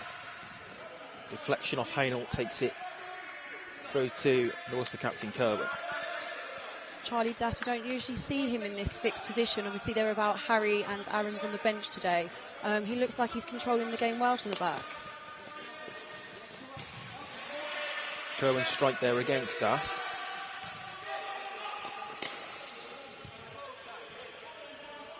Here's Dale Richards on halfway, forward to Kerwin. Kerwin held up well by Pacoz. Can't get the decision. Frustrating start to the game for Worcester.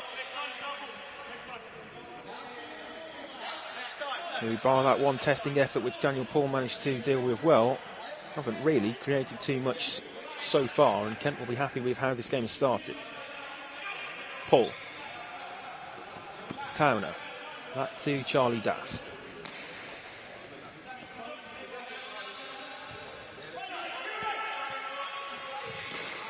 Towner's ball forward was ahead and too high for Joseph Perez. It runs out for a Worcester kick-in, who make a couple of changes here with Pete Valance, 1 or 2 coming on alongside Rudy McKinnon.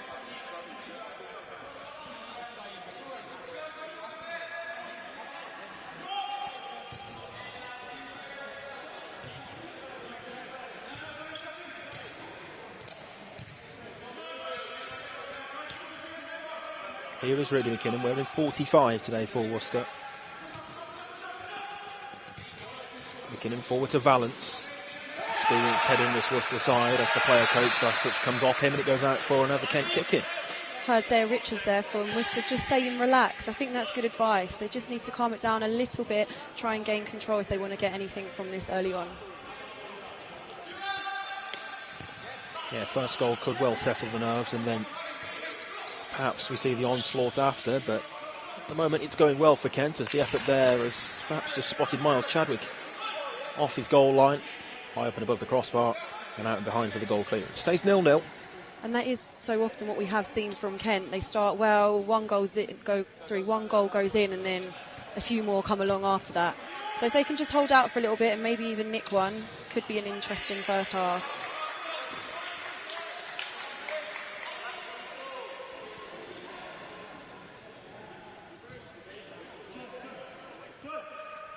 Kent kicking, and interesting to hear Worcester are sitting off at half court as well, and something that perhaps Kent aren't too accustomed to. Most of the teams they've come up against in Tier 1 this season have come out and pressed them high up the court, and certainly enjoying more early possession in this one, Kent, than they have in previous fixtures. Dast inside the centre circle, scuffs the ball towards the second post.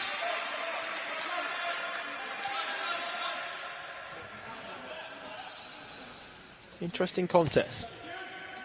Worcester rotating quite a lot here, their subs. Yeah, keeping things fresh as they look to work themselves an opportunity here, and the shot towards goal is just dragged wide by McKinnon. And that's the best chance we've seen so far.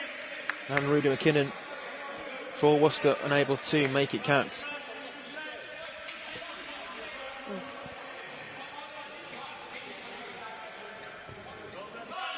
On his left peg, wasn't it? Just as he took the touch to control, and the shot wide of Daniel Paul's left hand post.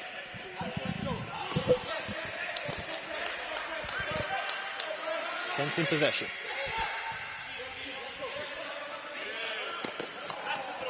Pacoz. Here's Dast again, seeing a lot of the ball early on for Kent. Valance perfectly positioned to intercept. Now Kerwin.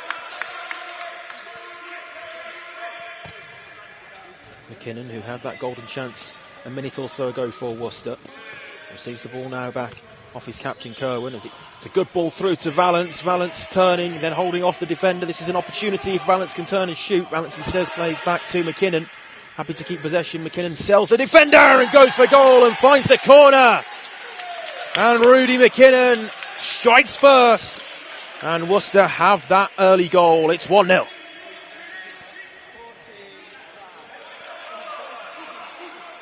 As you can see here from Rudy McKinnon, what a beautiful shot that was. An excellent finish. Mentioned before McKinnon's earlier opportunity, and at the second time of asking, the second sight of goal he's had, managing to give his side Worcester the lead. A big blow that for Kent. We've started this game brightly, but it's Worcester who strike first.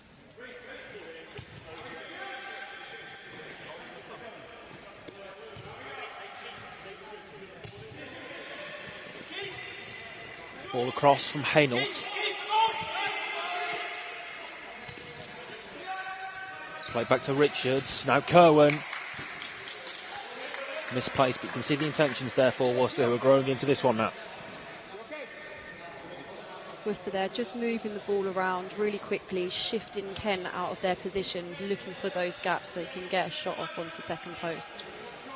Rudy McKinnon's first goal of this campaign, incidentally, on match day 16. Just his 7th appearance this season for Worcester. And a big goal to get things started, at least, for them here today. Worcester just doubling up there on Joseph Perez as he was in a bit of a dangerous area. We know he's got good feet. Hainault, back to Richards. Worcester now settled and controlling the tempo. Hainault again.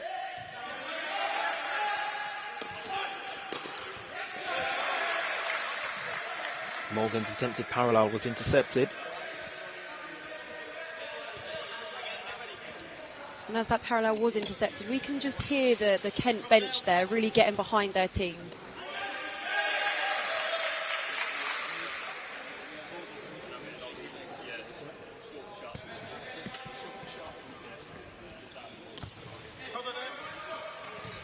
Kerwin very nearly found the diagonal pass to Jack Morgan, who'd made the run off the back of the Kent defender. Found himself some space there, Morgan. Just slightly overcooked on the pass. 1-0's the score in favour of Worcester. Just the one foul of the game so far as well, and that went against Worcester. Here Kent in possession through Addy.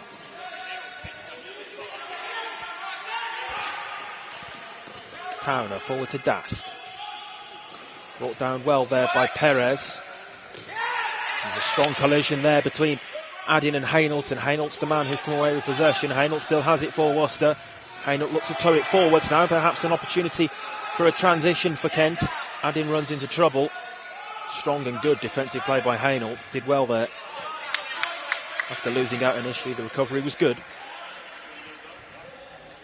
Unfortunately, Aiden there not having any options, but like you said, that defensive recovery was fantastic. Good ball forward to Morgan. Kerwin. Morgan runs into a crowd of black and white shirts, and in the end it runs through to the Kent goalkeeper and Daniel Paul.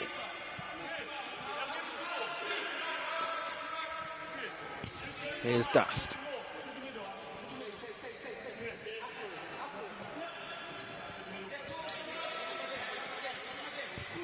Haddon across to Dast again.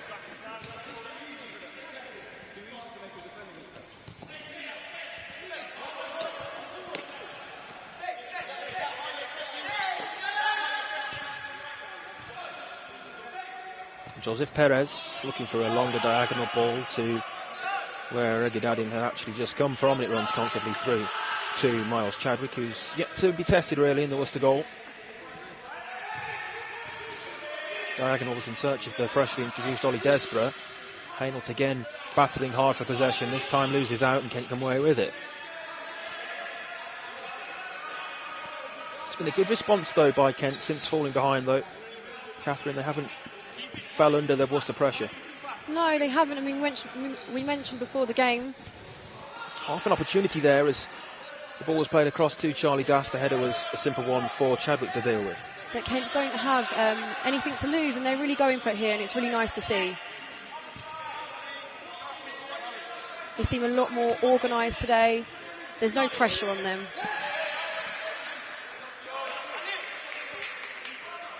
and trusting in a few of their more inexperienced players we can see today.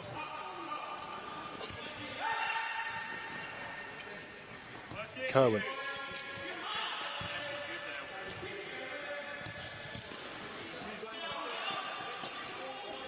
Kerwin keeps the ball in, and then the touch off Dast takes it off Kerwin and out, and Worcester aren't happy with that. They felt that it should have been a Worcester kick-in.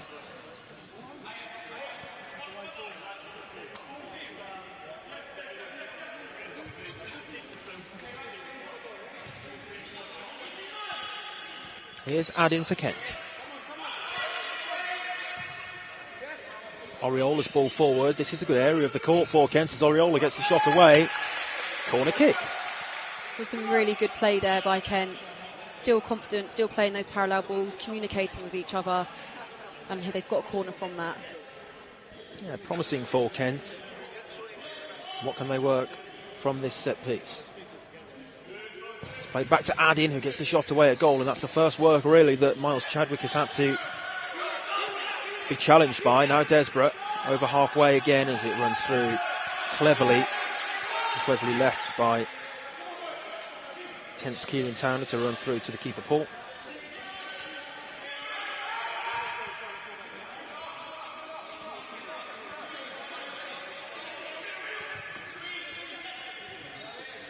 Towner steps back for Adin.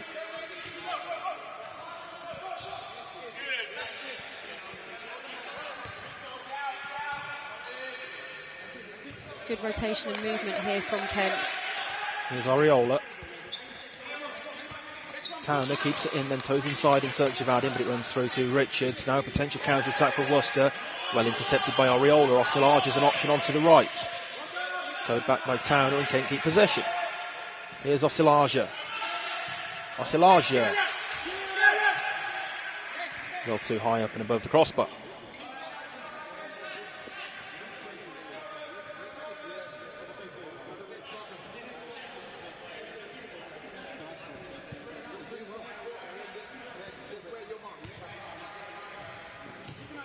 Eight and a half minutes to play until half-time. Worcester with the single goal advantage. Came courtesy of Rudy McKinnon. An excellent stride past Kent's captain Daniel Paul. Nothing he could do to stop that one. He's made a number of fine saves across the season, but helpless with that one.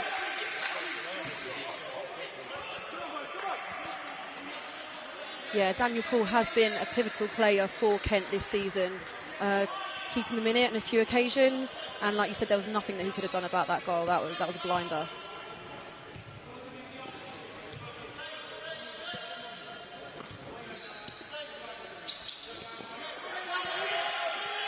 Desborough, excellent footwork. Desborough goes for goal. Wide of the near post, but nice skill initially to work himself the shooting opportunity, and it stays 1-0.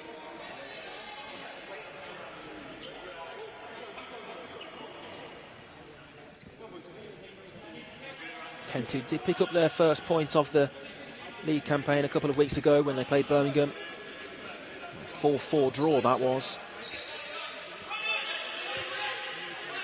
Yeah, they were really unlucky in that game actually. I think they were 4-2 up for some period of time, and then Birmingham went fly keeper and Kent didn't quite know how to handle it. So I wonder if Worcester have seen that and may try fly keeper later on today. Yeah, it's a possibility moving forward, that's for sure. Birmingham, who then went on to beat Kent by 10 goals to 0 last week, so quite a different story in that regard. Ball forward to Pacoz. Here's Oriola to Ostelage. Ostelage has done well, and Ostelage goes on here. Worcester have got a player down on the deck, and the game continues, and then the referee on the far side, Saeed Kadri, blows the whistle to attend to Worcester's injured man.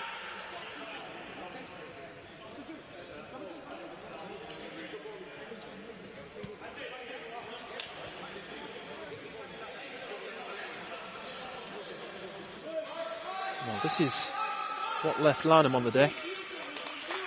That's just a clash of knees between Ostelage and Lanham, and the latter hobbles off the court to take up a position on the Worcester bench. Marcos Santos there, the head coach for Kent, just taking that opportunity to talk to his players. Yeah, there was a slight stoppage in play, but now back underway. Here's McKinnon, the goal scorer, across to Hainault.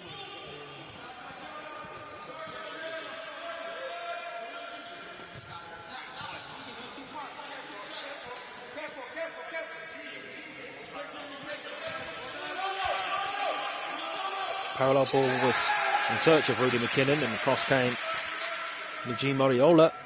Well defended.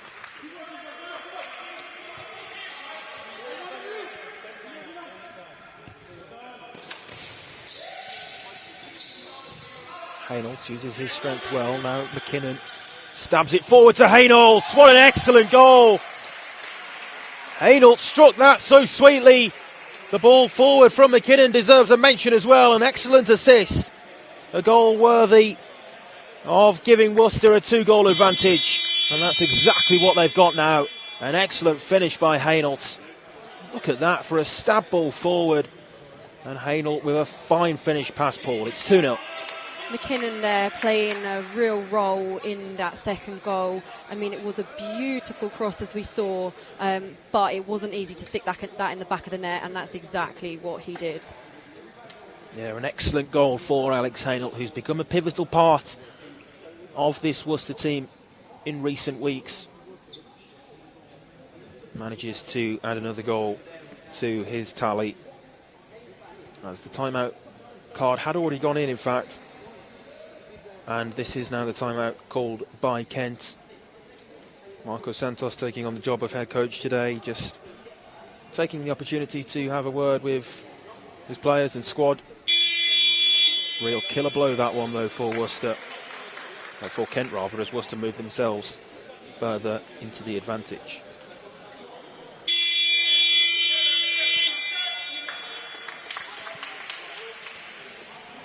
Marcos Santos there, clearly very proud of how Kent have started so far. I know that they are currently 2-0 down, but they're still in this, and he's just trying to get behind his team, throwing a few tactics. Unfortunately, the timeout was called just before the goal. It was actually quite a good time to call a timeout, but then the goal went in, and what a beauty that was.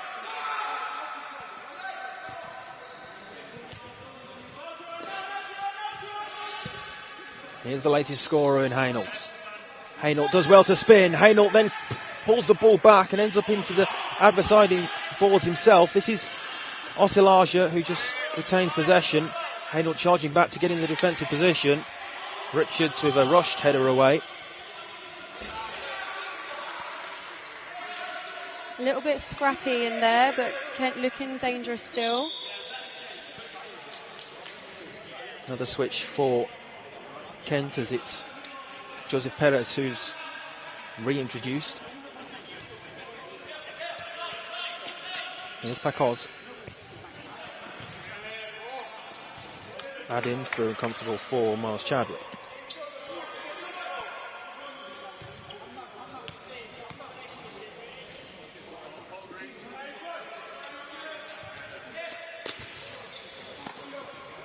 McKinnon unable to keep possession that time. Oriola comes away with it now. Perez, option to the left with Pacoz. Nice exchange there as Hainault gets it back. Hainault plays across to McKinnon. And a good save by Paul. It breaks kindly for Perez, and the ball there is too far ahead of Pacoz, but an opportunity there for Worcester, and a good save by Paul. That was a brilliant save by Paul, and really that was end-to-end stuff there, thoroughly entertaining. Beautiful 2v1, ball diagonal coming across.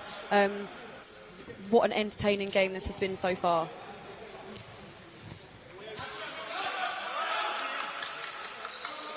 There's Richards. Across to Hainault, who finds himself in a bit of space and goes for goal. Stings the palms of Paul. Pacoz forward to Perez. Dast an option, 2v1 here for Kent, although Worcester now have bodies back. Dast! A fine save by Chadwick. Excellent stop. Kent coming very close to clawing a goal back. As we can see there, what a brilliant save by Chadwick, but likewise, what a shot. Very powerful, wouldn't have liked to be behind that one. Oriola. That's slowing things down. Now Areola again into the final 5 minutes before the break. Pacoz.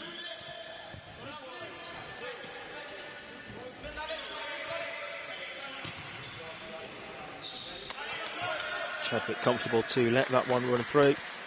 Out and behind for the goal clearance as Worcester look to make a flurry of changes.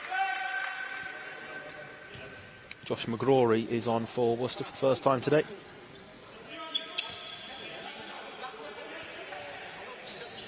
Here is McGrory in possession now.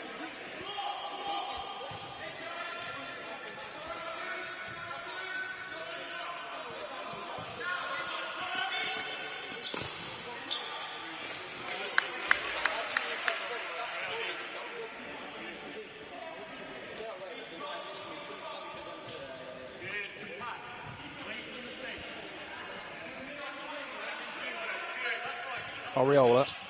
Now Pacoz over halfway, and the ball cuts through the Worcester defence. Here's Das, who in the end just runs out of space and it goes behind. Worcester won't be happy with that though, because it was all too simple to play that diagonal ball through. Yeah, as we saw there, that ball cut straight through the middle of the Worcester defensive line.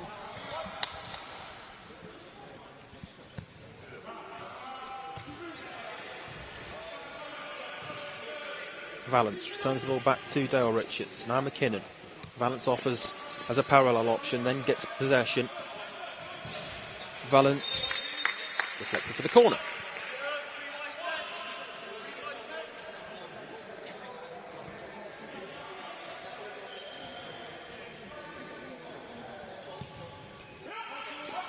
Richards. McGrory.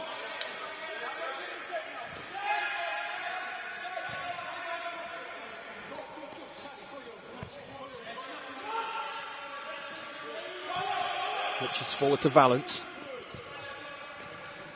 Worcester now controlling the tempo of the game, keeping possession well as they look to see out this 2-goal advantage that they have intact before half-time. McKinnon, who, if you've just joined us, scored the first for Worcester, was then backed up by an excellent finish from Alex Hainel to make it 2.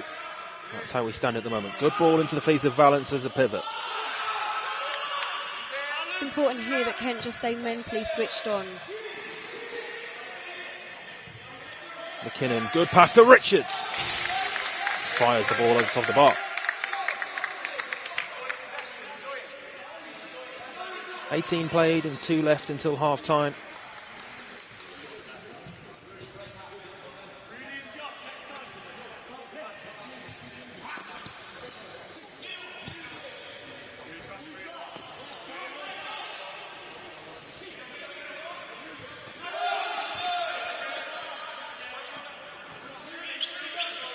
Dast across to Trevor Biney.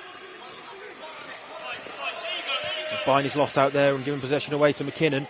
McKinnon still after it and gets it, goes for the Rabona style finish. Would have been something spectacular as he looked to wrap his right peg around it. Worcester just playing half court but working off of the triggers. So as we saw, Trevor Biney just turning his back and facing to his own goal, and that's when Worcester pile on the pressure.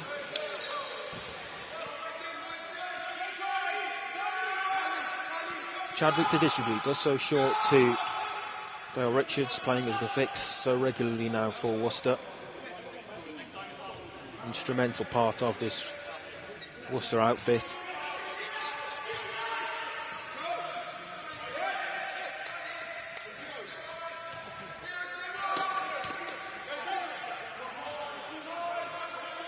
Sam Kerwin wearing the armband. Forward for McGrory. Worcester corner. 39 seconds to go until half-time.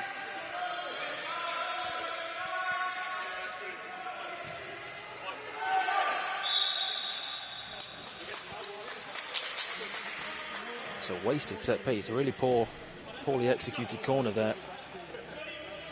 Runs across the line over on the far side and will be a kick in for Kent. Real waste that for Worcester. It was indeed a real opportunity there to possibly get a shot off with 36 seconds left on the clock to go in 3-0.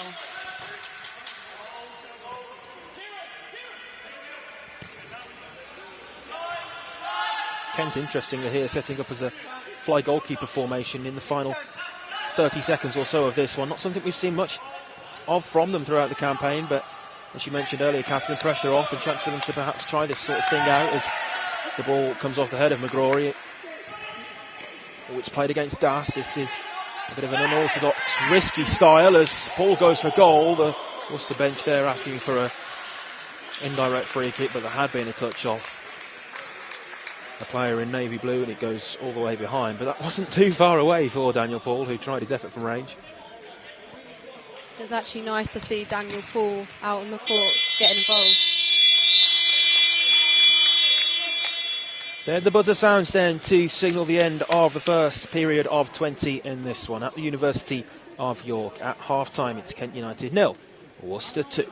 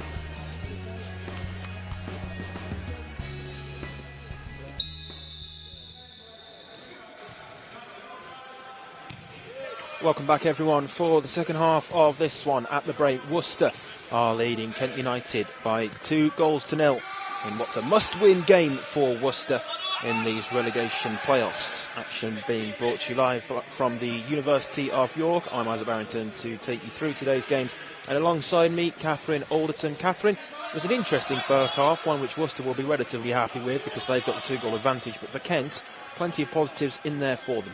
Plenty of positives indeed. We were just talking at half-time and we were just saying how, because Worcester is sitting back slightly, it just enables Kent to be a bit more calmer on the ball, have a bit more possession, move around, and so it was really nice to see that from them. Yeah, we are underway then for the second half as Worcester take that kick in their navy blue, Kent United in the black and white. Rudy McKinnon got things started for Worcester, a fine finish and an equally fine goal as well for Alex Hainault in that first half. It took us into the break in position with Worcester 2 goals to the good. Here's Richards. Almost seems ever present in that fixed position, doesn't he, for Worcester. Dale Richards, who scored a fine goal last week, right from the second half kick-off. Nothing similar to entertain you with here today. What an excellent goal that was for Dale Richards. Long range strike over the top of Joe Payne, and it helped Worcester on course for their point last week in the 2-2 draw as he there fires the ball across towards the second post for Hainault. This is half an opportunity for Kent, although the goalkeeper for Worcester, Miles Chadwick, has done well. Hainault then toes it back to McKinnon.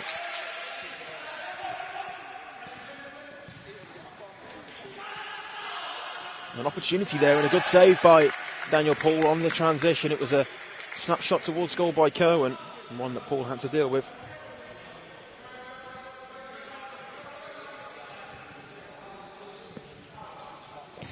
Richards. Hainault wasn't too far away from it. And we've only had a couple of minutes and already there's been a lot of action.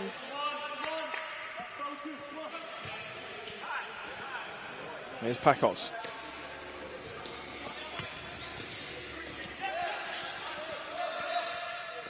Dast over the halfway line and looking to find Turan Pacos, but too far ahead of his teammate, and it runs out behind for the goal clearance. Stays 2-0 with the first 2 minutes of the second period played.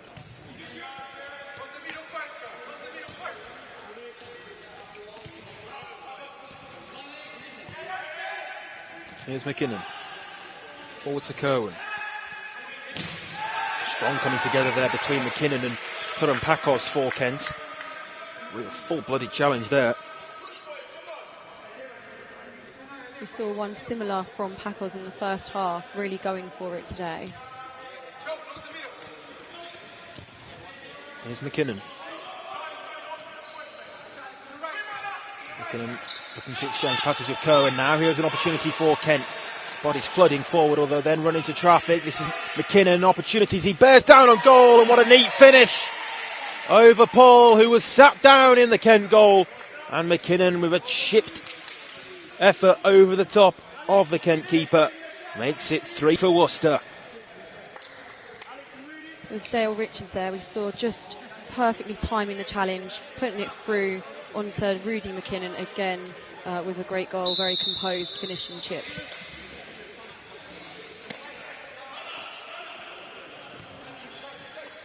McKinnon, with no goals in his first 6 appearances of this campaign, has 2 here today. And 2 big ones in that and 2 excellent finishes to match that as well. This is an opportunity perhaps for Kent as the shot towards goal is fired in by Dast, and a good save with the left leg of Miles Chadwick, called into action. Miles Chadwick needing to be very alert there.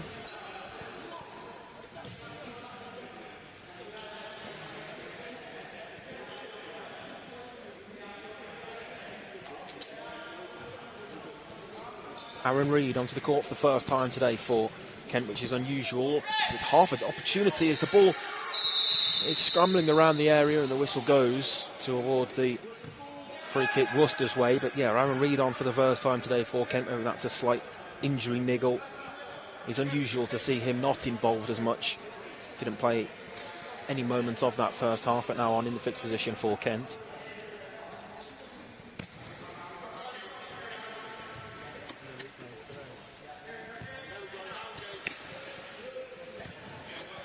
Jordan Ford is on as well for Worcester.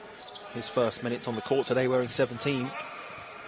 Ford, a player that we haven't seen much of across the 2-1 action this season.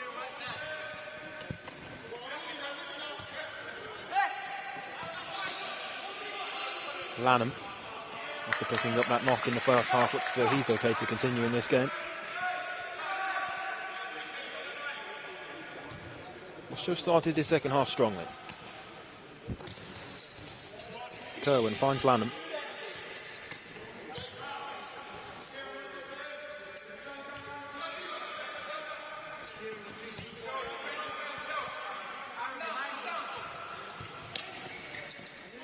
Lanham, nice turn and goes for goal, and it's a good save, and the follow-up rebound nearly falls kindly for Ford.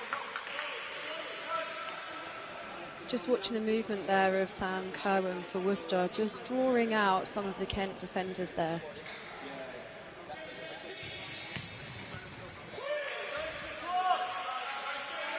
From the resultant corner there, it goes behind, and will be take 2 from that right side. Lanham takes it back to Richards. Richards now for Kerwin, no pressure on the ball. Kerwin looks to sell the defender, then goes for goal on his weaker left side. It's a scuffed effort towards Daniel Paul's goal, which runs comfortably out and behind.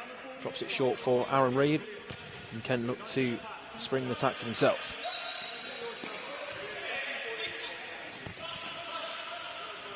Kent now just inside the Worcester half, and the shot from range. Charlie Das felt there was a touch on that as it went out and behind, but seemed to go cleanly through, and it is the goal clearance.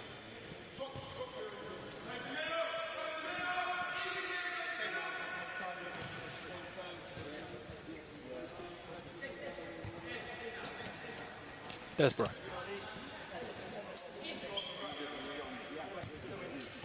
Richards switches the play right for Lanham, now back to Richards, who looks left with Alex Haynolds. Dale Richards there, just keeping it composed, talking to his team. More controller of the play for Worcester as he now makes a run higher up the court and is picked out by Desborough. Haynolds, long diagonal to find Lanham, well controlled. Lanham right in the area for Desborough. Haynolds goes down, no free kick. Kent kicking. Really enjoying seeing Worcester's play there. Very composed, doing the right things. If they keep doing things this way, I can see some more goals in it for them. Kept in by Ariola. Whole ball hadn't crossed the near side touchline.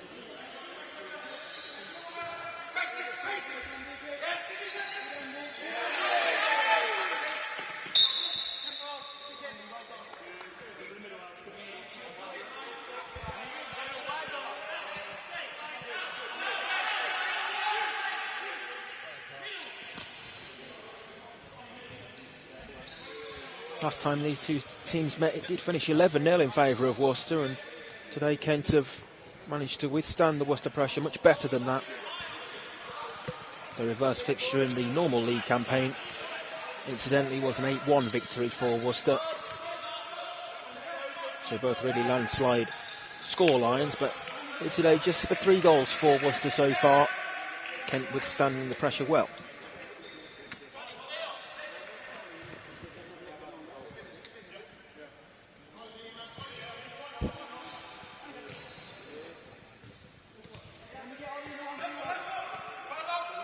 McKinnon, twice scorer in this game so far, on a hat-trick as he goes for that.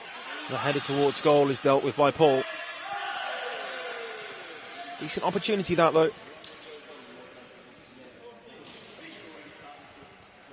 Take a look at that latest chance again.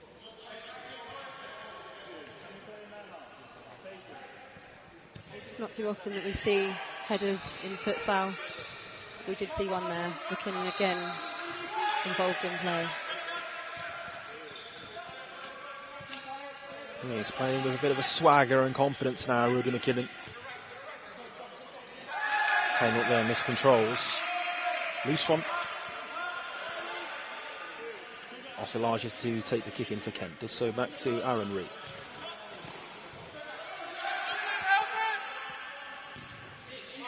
Dashed across the face of goal, and it was begging for somebody to get on the end of really, but Ariola was too far behind it.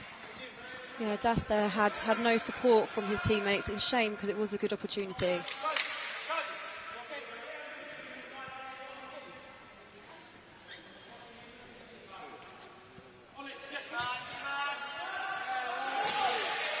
Richards that time looking to pick out Desborough far right, but the pass was too far ahead. Yeah, Dale Richards had some time there. Put his foot on the ball, looked up, would have expected a little bit of a better execution from him there.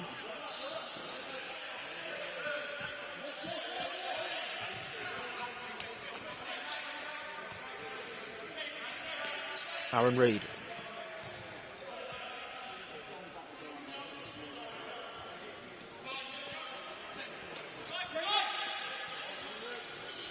Osalaja looking to make something happen centrally through the middle of the court. Oriola plays across to Dast. I think that was the first time we've seen it actually, where the court was totally opened up by Reid. Sustained period of possession this for Kent without really creating shooting opportunity, but managing to shift the ball well and move Worcester around the court. Osalaja goes for goal from range. It will be a corner. Like you said, that period of possession there from Kent, hopefully that's given them some confidence. They've got a corner now. Let's see if anything can come out of this. It's connected well with the long range strike there, Najim Oriola. Emmanuel Osalaja it was in fact, but would have taken something special to beat Chadwick from that sort of distance as Reid gets the shot away towards goal. It's a long range effort by Cohen, who seemingly spotted Paul out of position and off his line, but the Kent captain was back in a comfortable position easily enough.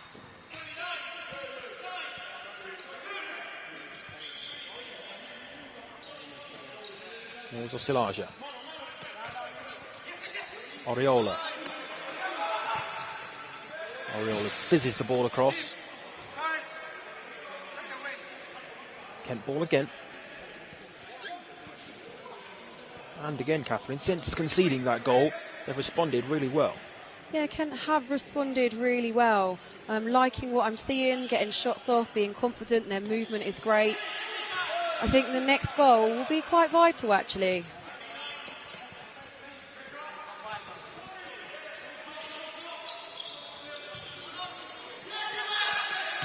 Osalaja, nice parallel ball forward to find Oriola. Oriola there, though, just getting the ball stuck between his feet and it runs out of play. And the timeout is called by Worcester, which perhaps is a sign that they're not completely happy with how this second half has gone so far. Of course, did score that goal to give them the 3-goal advantage. Rudy McKinnon with a fine finish, a chipped, neat finish over the top of Daniel Paul. But since then, Kent have grown into the game and just 3-0 to Worcester at the moment. Kent have grown into the game, and I'm actually really interested. I wish they were mic'd up at the timeout, just to hear exactly what the Worcester coach is saying to his players. I'm interested to see how they're going to come out after this timeout.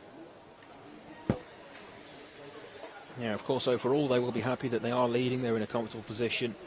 3 goals to the good going into the final quarter of this one. They're also now in a situation where goal difference won't become a factor for them in the relegation playoffs. A win today for them will take them on to 11 points in the relegation playoffs. Kent's fate, of course, already confirmed. They will be relegated. It will leave Birmingham WLV in the last relegation spot going into the final week. Birmingham on 10 points, Bolton 13, and Worcester sandwiched in between on 11 if their victory here is confirmed. That game next week with Birmingham WLV and Worcester is a huge game for the future of the two clubs as well. Worcester looking to build something, of course, going into that one. More goals here would stand them in good stead going into next week.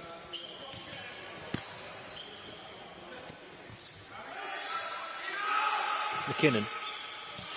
Now Cohen.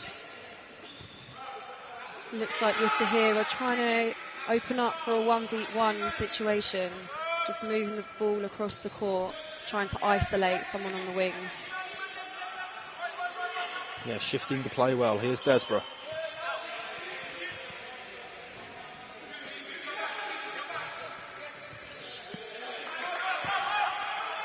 Nice ball forward to Kerwin, who takes it down well, and Kerwin goes for goal, and it's taken a deflection and gone in. Another excellent goal for Worcester though, and this time it's their captain Sam Kerwin who scores it. Worcester have a fourth.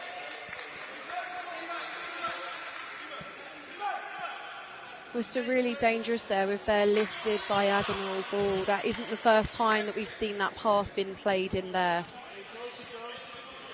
Excellent control as well by the captain Kerwin, and that's his 16th goal of this campaign,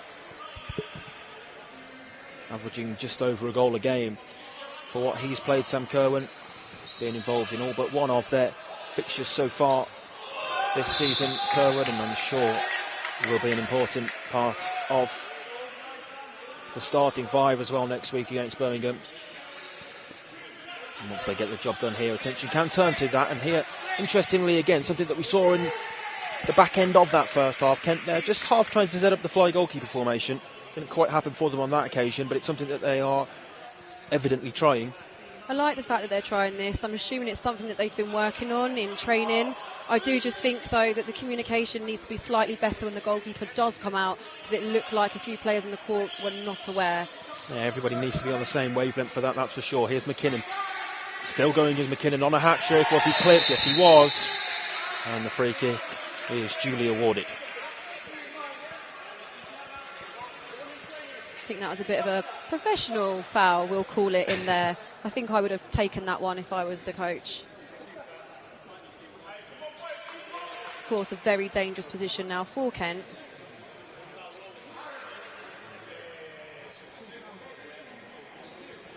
As we can see here, Worcester just having a discussion. I'm interested how they're going to set up for this one. Yeah, that there does incidentally take Kent from 1 to 3 fouls, because Saeed Kadri, the official, had come across from the far side to right in front of our commentary position to the referee's desk and indicated a rolling foul as well. So a couple of fouls conceded in quick succession there as Kent move on to 3. Dale Richards is the obvious option to take this set piece for Worcester. Richards, blocked by Areola.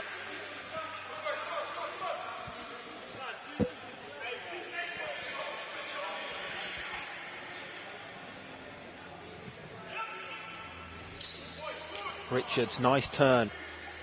Returns back to McKinnon.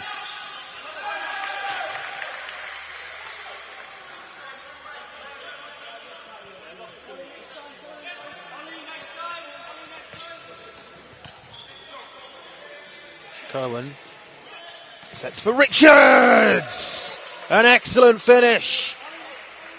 What a goal that is. Past Daniel Paul, the Kent keeper. And he adds Worcester's 5th. It's 5-0. As we can see, Kent were just doubling up there on Sam Kerwin and leaving the middle totally open for that absolute banger. Back of the net, shaking net, beautiful. Yeah, no stopping that one.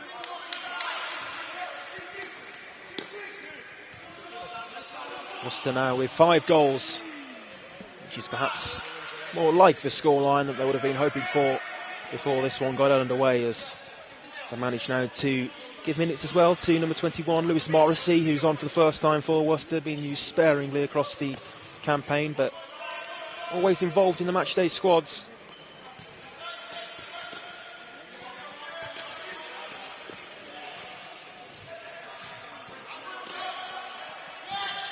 Kerwin forward now to Morrissey. And the final touch comes off the Worcester player. As we saw there, Kent just pressing slightly higher up the court there, winning the ball back.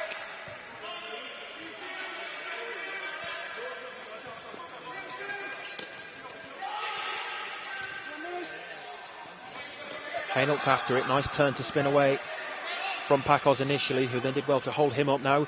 Kerwin, nice layoff by Hainault. Kerwin across the face of goal, and it's been turned in inadvertently. And that will go down as an Areola own goal.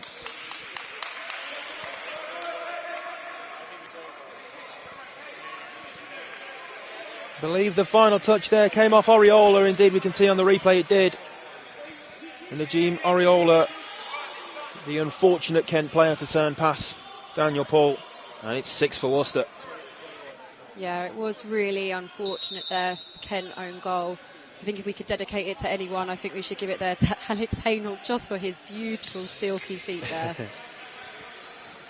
Yeah, it was excellent play down the left flank by Hainault, but that will unfortunately go down as an own goal for Oriola.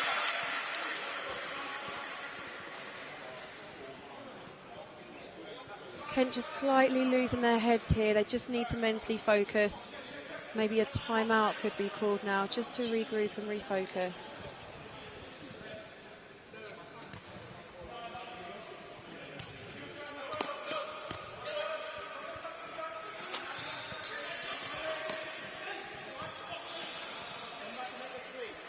Six and a half minutes still to play. I mean, as a neutral in here, can we say it would be nice if Kent got a goal? Yeah, Kent, who've had a difficult season, it generally has been a very hard campaign for them. Goals have been hard to come by across the campaign, and I feel they're perhaps worthy of a consolation here today, that's for sure. It's been a better performance than in many of the previous fixtures across the season. Richards lets it run for Lanham, although those two weren't quite on the same page. You mentioned it just a moment ago, Catherine, and the timeout card did then go in, and this will now be the timeout called by Kent United. So 6 goals down, and as this game reaches its closing stages, Kent's head coach today, Marco Santos, just taking the opportunity to call the timeout. I mean, this isn't unfamiliar territory for Kent. They found themselves in this position on numerous occasions. I hope that their heads just don't drop.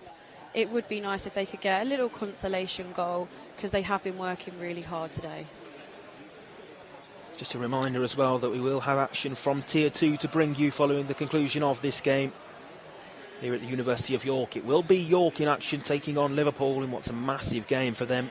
Earlier today in Tier 2, Sunderland managed to get the 3 points, which means that York need to win for promotion in that game later today. Derby was still in with a shot as well.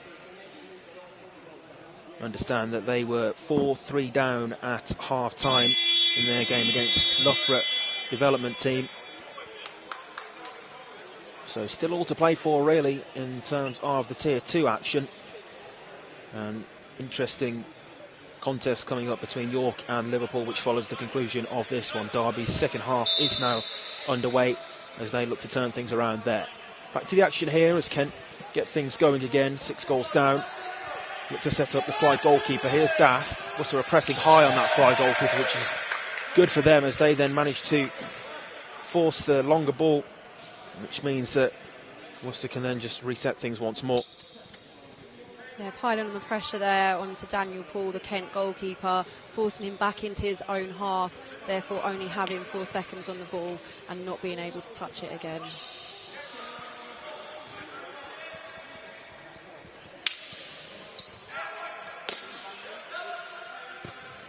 Lanham to Hainault. 5.5 to go.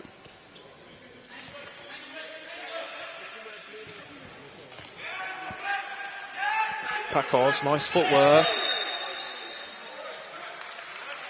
And then by the finest of margins, out of play over on the near side.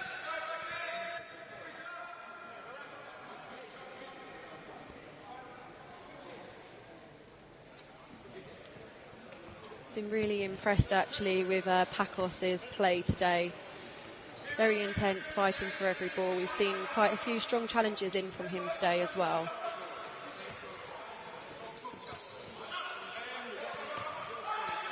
Yeah, there certainly hasn't been a lack of effort levels across the Kent squad today, that's for certain.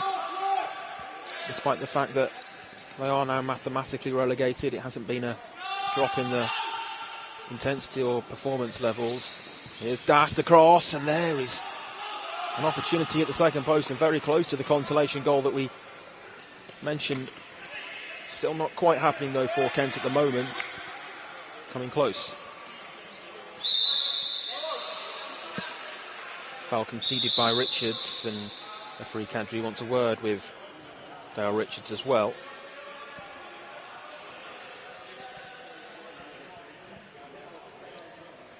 Actually the first foul by Worcester this second half. Yeah, we only saw 1 foul in the entirety of the first period, and 5 now in this second half, split 1 against Worcester and 4 conceded by Kent, as that was a half opportunity as Perez looked to make inroads down the right flank. It was comfortable in the end for Chadwick to deal with. Worcester have possession back as Kent drop off to halfway again.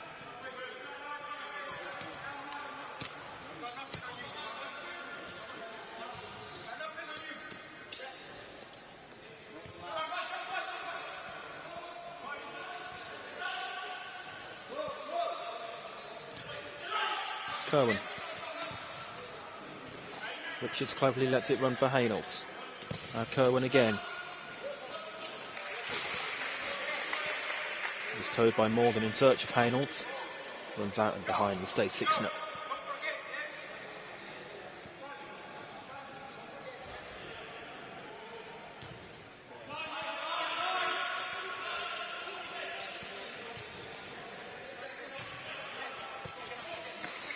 Towner. Das laid off by Packers, and then Towner's ball was wayward of Charlie Das, but Kent still in possession. Haynott looking to keep it in, did initially, and then just overran it across the touchline, and it goes out for a Kent kick in. Approaching the final 3 minutes.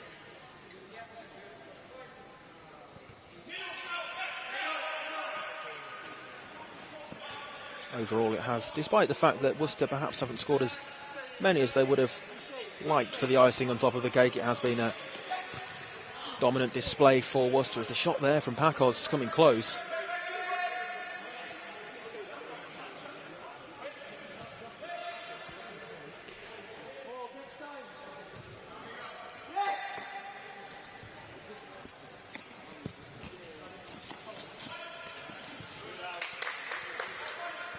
Richards. Longer ball in search of Kerwin, and again it's a headed effort. This time it's over the top of the crossbar. Previous header we saw from McKinnon was saved by Paul, that one over the top of the bar.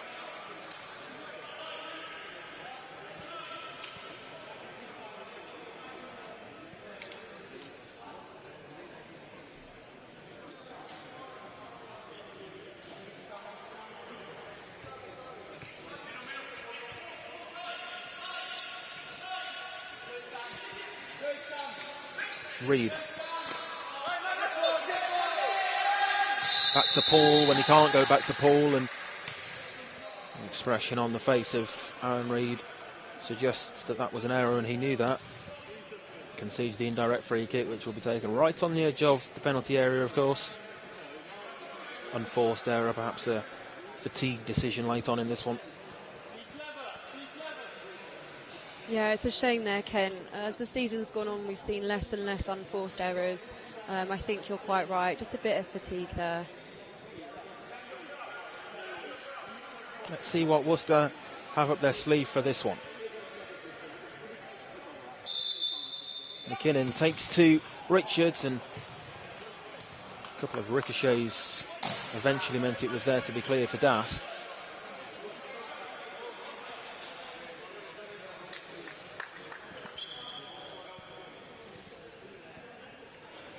Closing 2 minutes.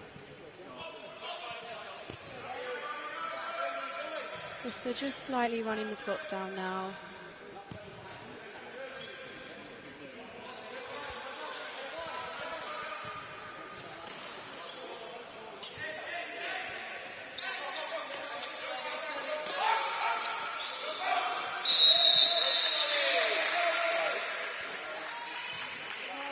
Position there goes the way of Worcester. Desborough winning his side the free kick.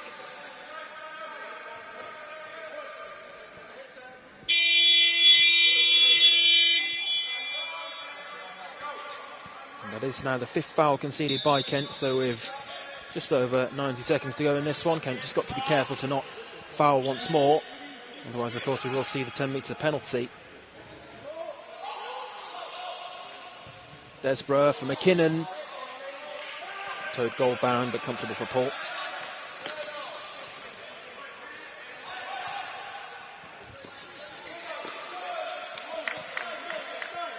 Approaching the closing minute then in Catherine. Overall, feel that Worcester will have to be very happy with how things have gone today. What's your overall assessment of it? I mean, Worcester, their movement today, their passes, as I say now, the diagonal pass coming in, It's been brilliant. They clearly know each other well, know what they've been working hard in training, you can tell. It's been a really great performance from them today. Looking to add another goal to top off what's been a good day for them through Desborough, and Desborough, not for the first time today, managing to work a shooting chance and again unable to find the target, but really direct, dynamic, working shooting opportunities, which have been in abundance really today for Worcester. Paul with a number of saves, and on many occasions Worcester have had shots off target as well. Here's Perez, moves it out to Richards. Strong play from the Worcester fix. Forward now to Morgan. Morgan for goal, and denied by Paul. 15 seconds, that's all that remains.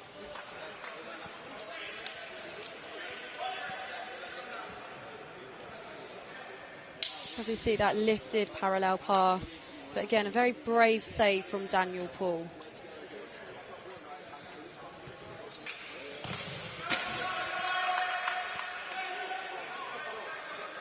Joseph Perez out quickly there. With only 13 seconds left on the clock, and still Kent giving it their all.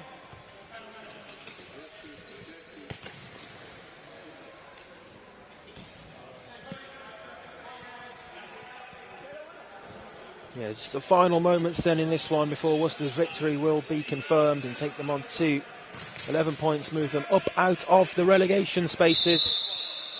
Although they'll know that next week's game is a must not lose, don't lose, and they'll confirm their position in Tier 1 for next season as the buzzer there sounds to signal full time. This one draws to its conclusion. Worcester, who although perhaps didn't score quite as many as they might have liked before this one got underway, managing to come away with all 3 points in a very comfortable fashion in the end. Kent going out with their heads held high, but it finishes here at the University of York. Kent United 0, Worcester 6.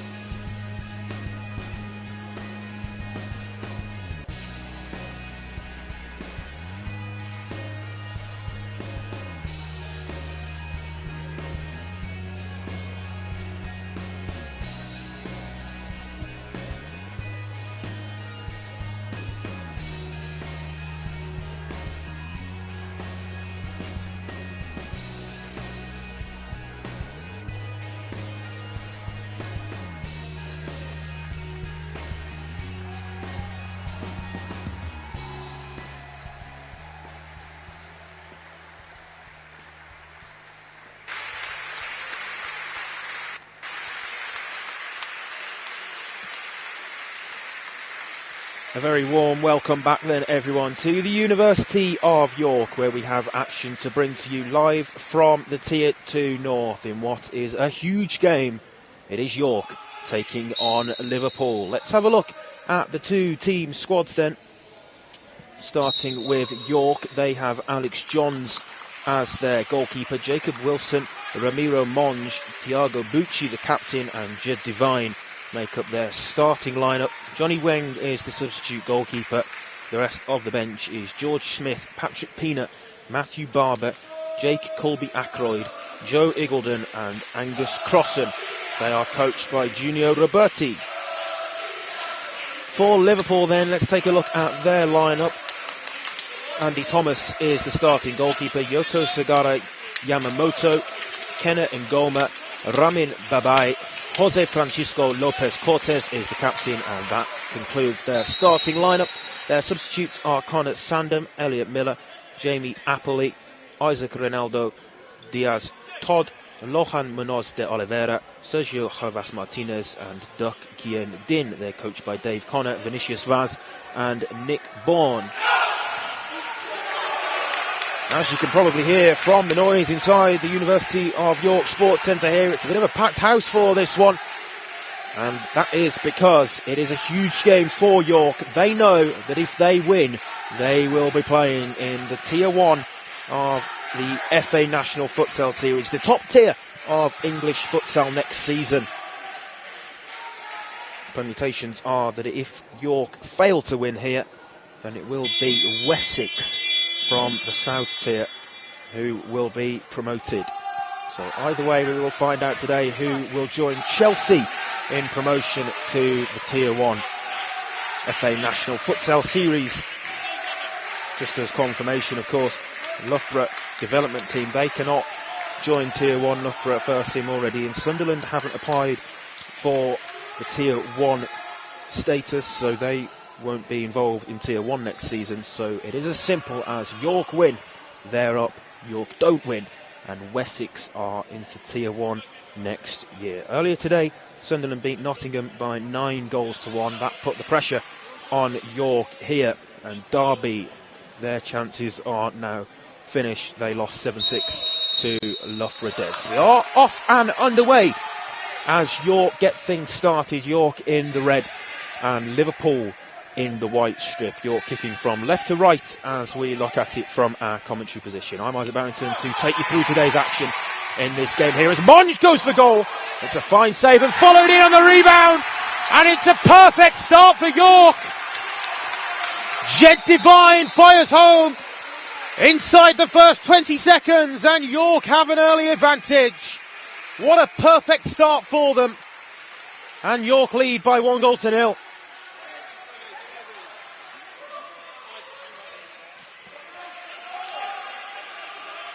York making inroads down the right flank, and Jed Devine was on hand there to turn home. On the follow-up effort, on the rebound, it's a perfect start for York. And see what it means to the supporters as well. The atmosphere in here is electric, as good as anything I've seen in English futsal. Really buzzing in here at the moment. A perfect start for York. Spine-tingling stuff.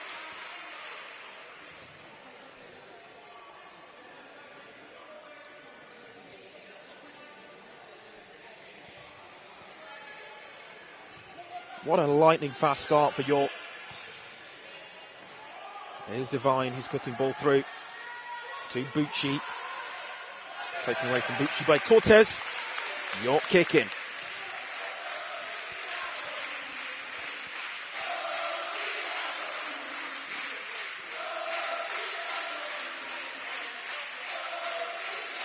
Oh, you can hear the support there for Thiago Bucci, the chant there coming the way of the York supporters who are out in their full for this one. It's a massive game. Thiago Bucci, who scored 20 goals this season for York. He's been instrumental, the Brazilian, in their push for promotion to Tier 1. Here's Kenneth Ngoma.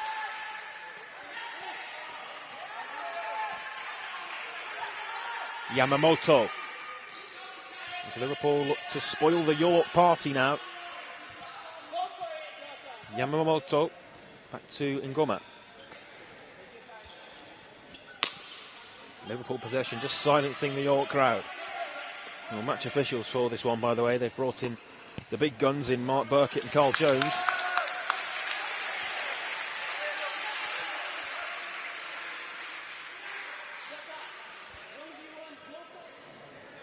Ramiro Monge to take this kick in for York.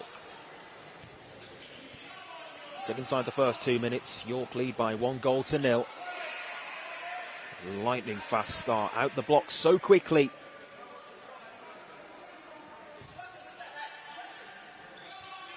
Here's Devine.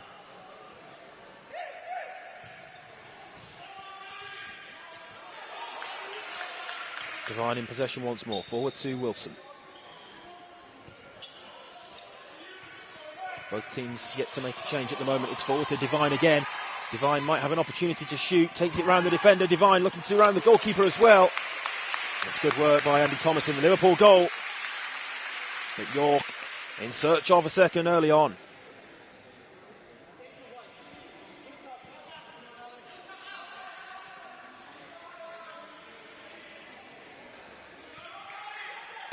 Play back and the shot's fired towards goal by Monge. Decent set piece that as it's taken by Devine.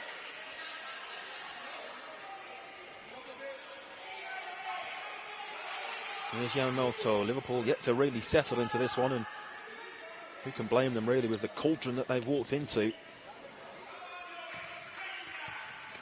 Ngoma. Out of play.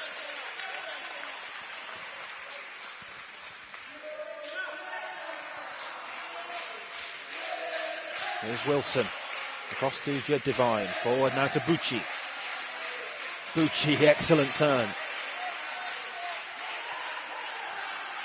Bucci looks to skip past the Liverpool defender and managed to do so, but in doing so just overran the ball, and possession is conceded over on the far side. Yamamoto to take the kick. Forward in search of the captain. Cortez won't find him and runs out of play. 1-0 is the score then. Ball forward in search of Bucci. It's over the head of him on the bounce off this hard floor court.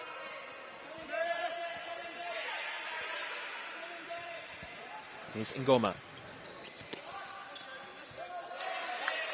Cortez sets it back to Ngoma.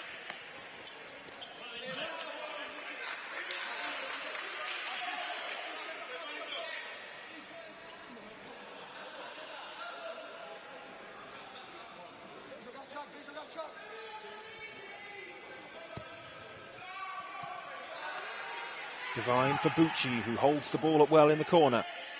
Bucci holding off the Liverpool defence. Back to Wilson. Wilson goes for goal and finds it! York double their lead and are now well on their way to promotion.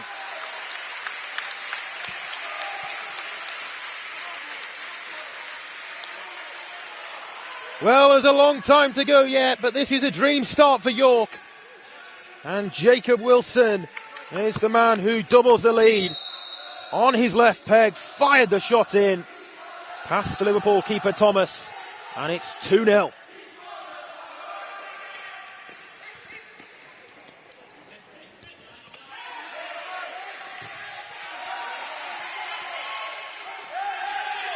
Was there a tug back on the shirt there? There might have been. The game goes on instead, and the goalkeeper comes out to thwart him well. Great goalkeeping by Alex Johns.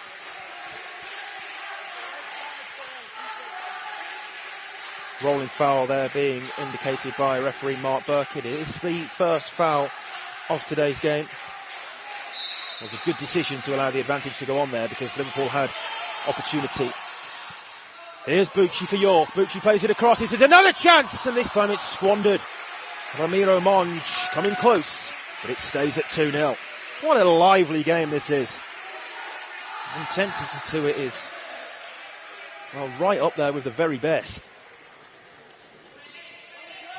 Game being played at a lightning pace.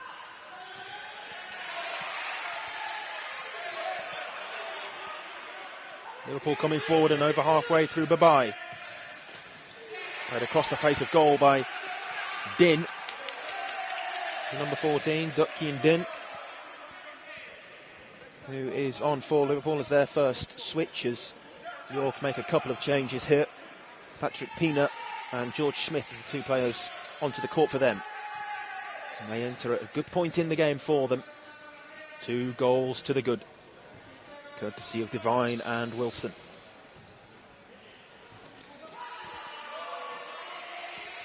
Todd. Across here to Martinez. York now just dropping off slightly.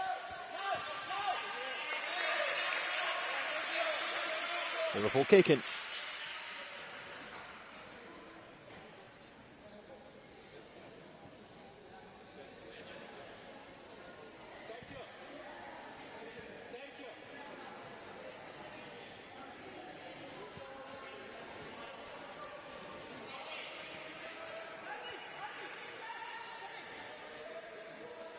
Andy Thomas, the Liverpool goalkeeper there, just hesitated as he was making his way up to the halfway line, and then seemingly told to retreat back by head coach Dave Connor.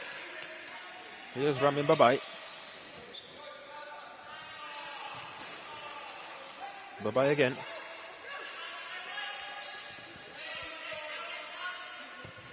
Now Martinez, forward to Din. Babai has it for Liverpool.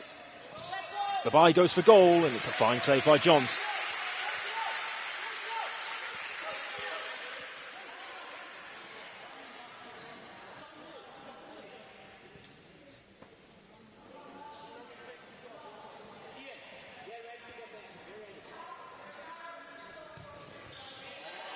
Liverpool there looking to play the ball through the middle of the defensive structure off the corner. York come away with possession, and it's that man again, Thiago Bucci, looking to make inroads. Good challenge that time, puts it out for the kick in. Bucci looking to turn, did he just slip? I think he might have. Back to his feet now.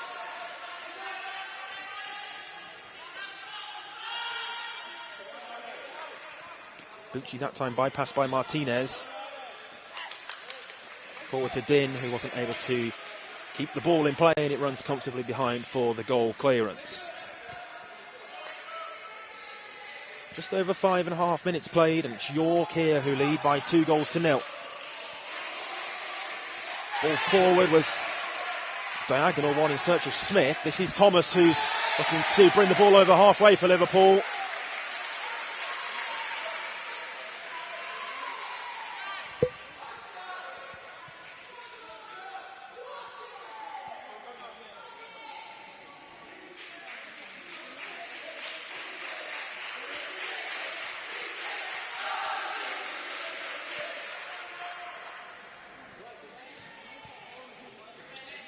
Kick in there taken by Connor Sandham, the number 4 for Liverpool. Here's Sandham again.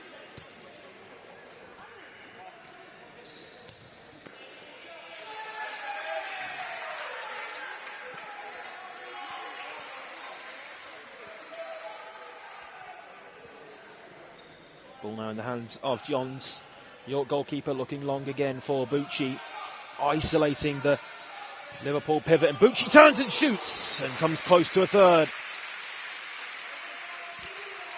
Certainly the main avenue of attack though for York, getting the ball into the feet of Bucci, the big Brazilian pivot, who's causing all sorts of issues for Liverpool at the moment.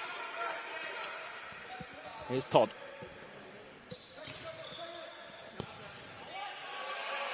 Long and high ball forward is out over on the far side. Comfortable for the side in red and black.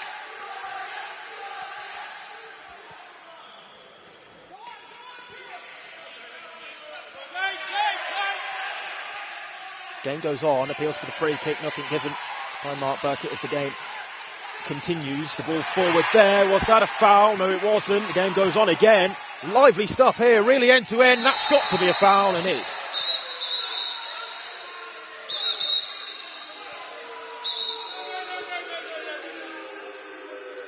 Well, you can see why they've got two of the most experienced officials in this country in to officiate this one, can't you? Mark Burkitt there in conversation with the York offender. Joe Eagledon takes his place upon the bench to be replaced by Jed Devine, who's back onto court once more. Sting just taken out of things with that short stoppage in play. Forward here to Bucci.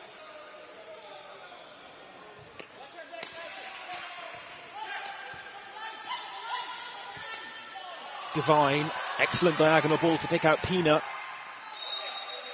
Final touch comes back off Patrick Pina.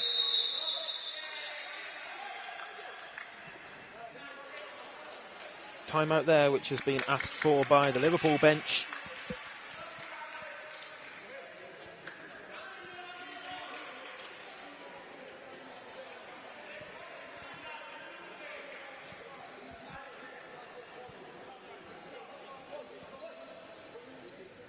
So Liverpool here taking the opportunity to call this timeout. Their coaching team of Dave Connor, Vinicius Vaz and Nick Bourne just looking to settle their side down into things really, because it's been an excellent start to the game by York, who would have been the favourites coming into this one, especially playing at home in front of this crowd as well.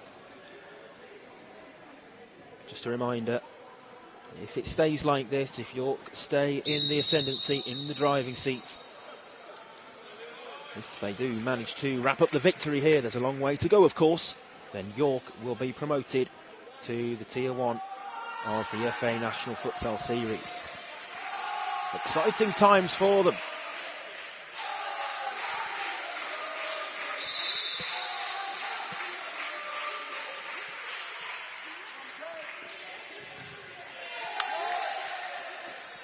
Devine might open up for the shooting chance and does, and it's a fine save actually by Andy Thomas. Jed Devine though is a player causing problems for Liverpool, that's for certain. Kick and taken to Devine, well controlled on his chest, although then quickly under pressure. Martinez, the player applying that pressure, and the free kick there is given for the push.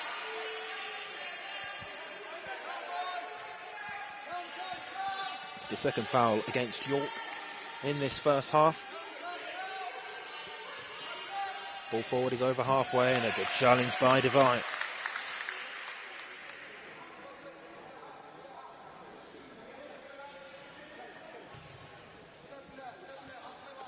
Kicking taken to Sandham. Appley.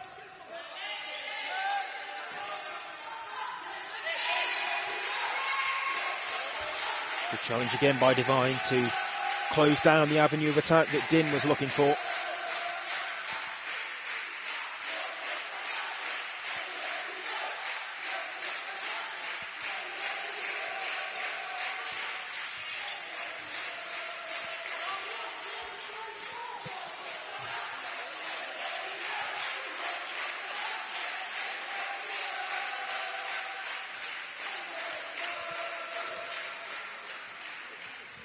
Patrick Pina, this is a pressurised situation for York, which they're happy to play their way out of comfortably. Not sure whether they quite realised how much pressure Liverpool were trying to apply there. Devine goes in strongly, and there's a coming together between two of the players as George Smith and Connor Sandham both ended up on the deck.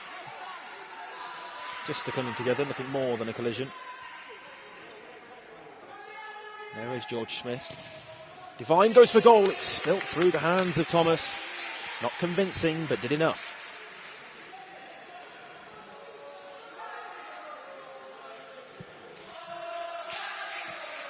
Pina. That one doesn't test Thomas in the Liverpool goal. 2-0 to York then as Jacob Wilson is back on for the home side. It's he who scored the second York goal. It's given them breathing space in this contest. But it's worth mentioning Liverpool's response since falling 2 behind. Here's Bucci though. Put out of play off the leg of Ngoma.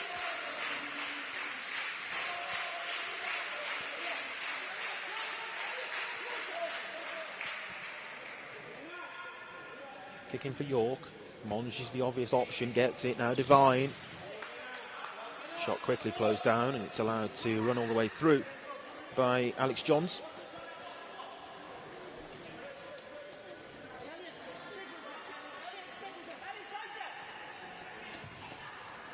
Wilson forward again into the feet of the pivot. Bucci off and isolating one York. Opportunity here for Divine as the second chance to shoot goes over the top of the bar. Just mentioning that Bucci was trying to isolate as that York pivot, one of the Liverpool defensive quartet, and in doing so there managed to set up the opportunity for Divine. Here's Ngoma. Miller back to Kenny Ngoma. It's been on the court a lot in the first quarter or so in this one so far. Ngoma, that's a nice turn by Connor Sandham. Sandham down the left flank, cuts the ball across, but it was behind anyone significant, and it runs out of play for a York kick.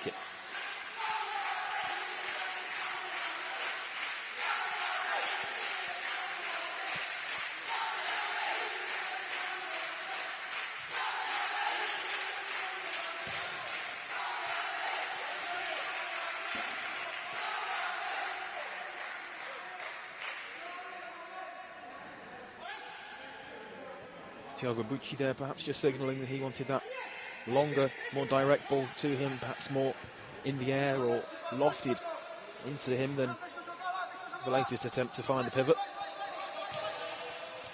Thomas back to Ngoma, and Thomas makes his way back into a more accustomed position. Ngoma, nice flick there from Sandham. Still Liverpool in possession. Strong and good challenge by Divine. Now up and over halfway, down the right flank. Divine just shouldered away. Strongly defended by Sandham. Good tackle by Wilson, who'll go in full-blooded.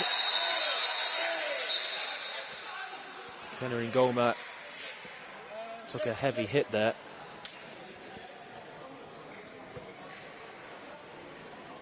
And there was a yellow card as well for that challenge shown to Jacob Wilson. Never seemed likely that Wilson would pull out of the opportunity to slide in and try to win the ball. Yeah, just got there late, and it was a heavy challenge right beneath the nose of Mark Burkett, and a simple decision really for him.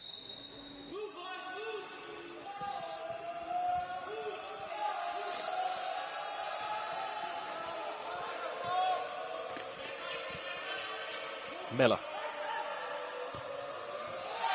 Intercepted by Bucci, who has it back for York. Bucci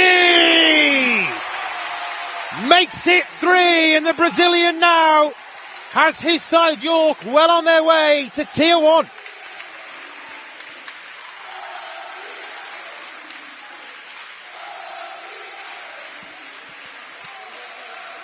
Thiago Bucci with his 21st goal of this campaign. Fires the ball past Andy Thomas. And the Brazilian adds another to his goal tally.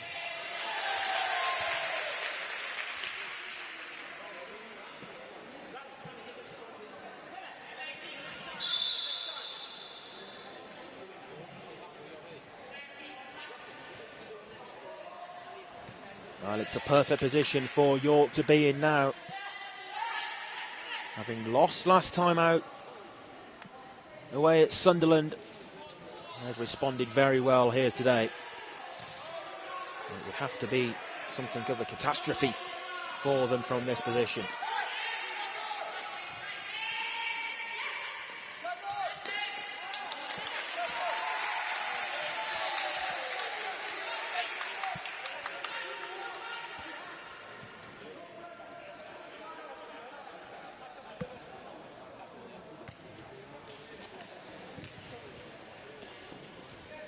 Bucci holds up the play well again and wins the kick in.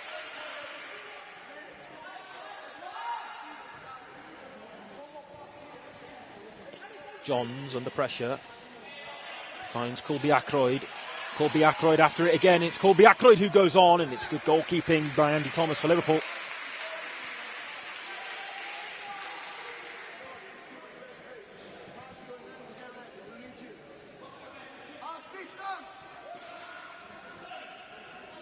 Monge. Colby Ackroyd across to Bucci. Bucci with a couple of step-overs. Back to Wilson. York now controlling the tempo of this one. Monge.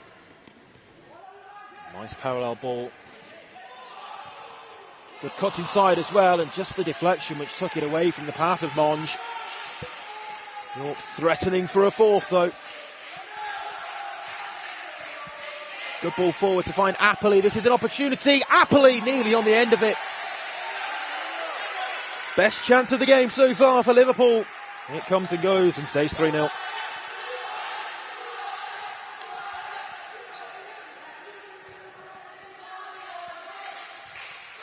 Smith.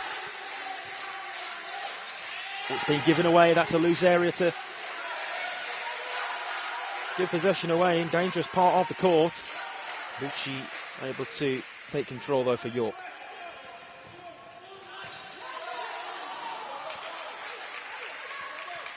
Exchange of passes not quite there on that occasion, and it runs out of play for a Liverpool kick in from the left side.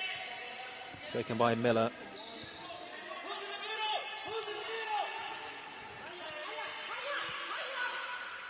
Bye-bye.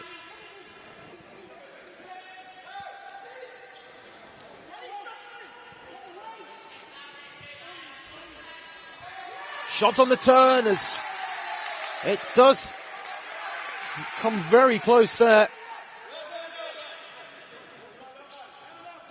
The shot on the spin by Elliot Miller for Liverpool. Only into the side netting.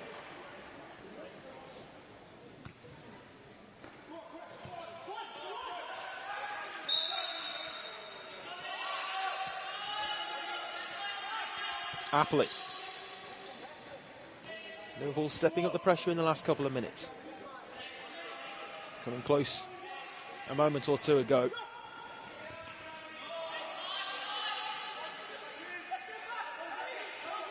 Bucci as Devine makes his way back on. Here is Devine, excellent footwork. And tried to pick somebody out, nobody was there.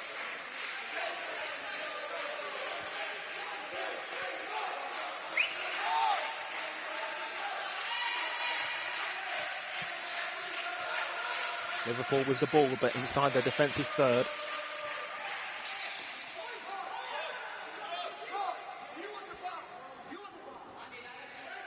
Smith takes it to Devine. Devine lofts it forward for Bucci. That would have been spectacular. And Bucci's come off worse after that as well. Now just imagine if Bucci had connected well with that and fired it past Thomas. There would have been some reaction from the crowd in here.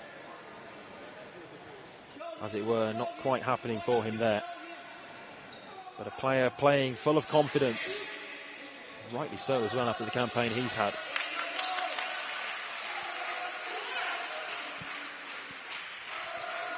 And that was the effort. Got up well, just didn't quite connect.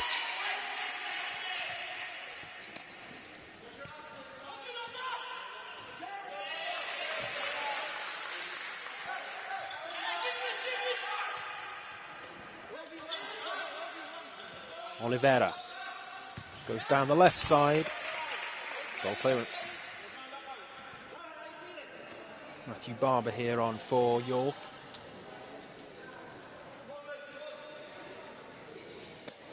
Comes on in place of Colby Ackroyd. Devine, brilliant feet again, and it's brought back for the foul. No advantage. It's tried to be paid, but nothing there for York to take advantage of, and the yellow card is shown as well. It's the second caution of the game. This time it's shown the way of Lohan Manols de Oliveira.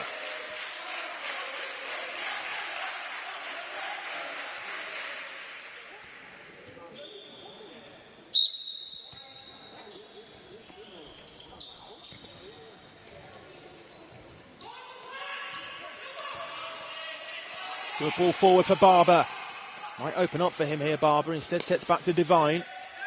Devine goes for goal. It was a scuffed effort which runs all the way through to Thomas.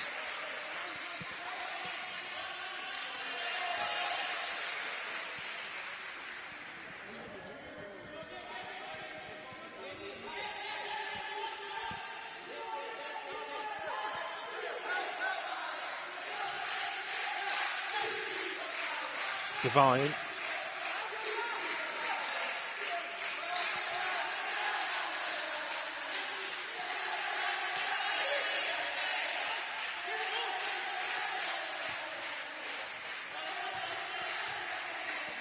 Din plays the ball forward and then gets it back. Din forward again. Now Appley.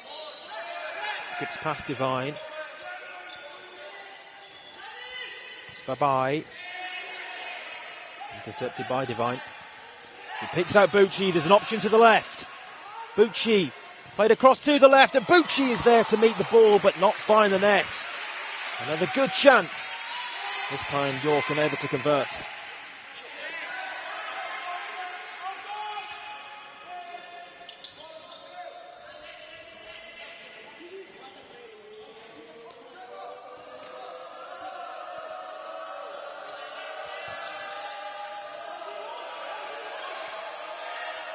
Good area this for Liverpool as it's closed down well and blocked by Smith.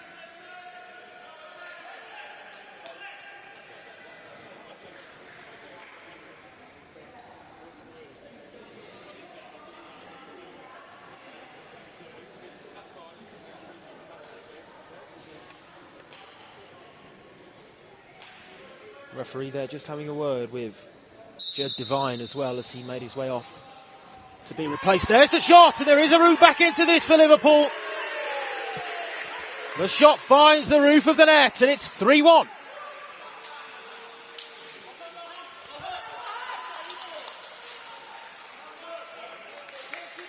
Oliveira it is with the Liverpool goal.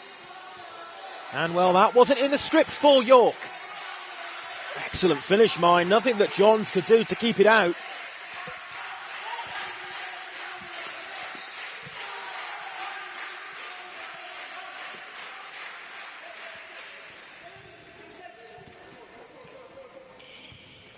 Maybe game on.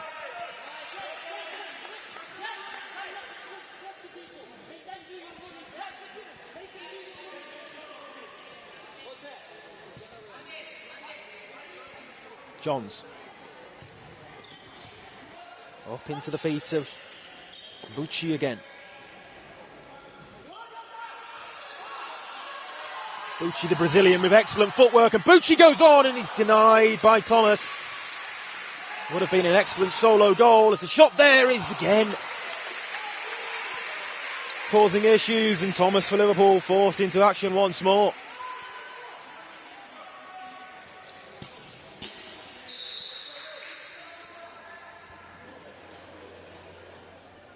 Thiago Bucci here for York will now be replaced. It's the first time he's had a break in this first half. 16 minutes, job well done.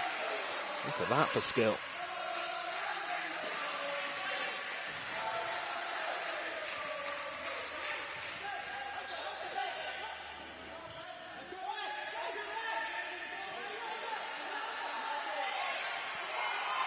A chance here, and the shot towards goal is again saved by Thomas. Ramiro Monge that time denied.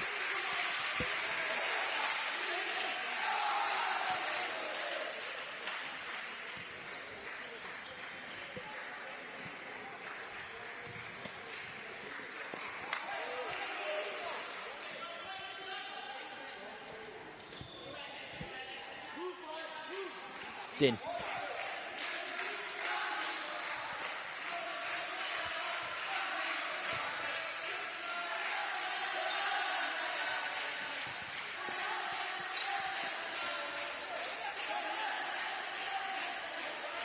York applying high court pressure. This is Yamamoto. Played to Appley. Appley sets it back. Cortez looks as though he was pushed, but not enough for a foul.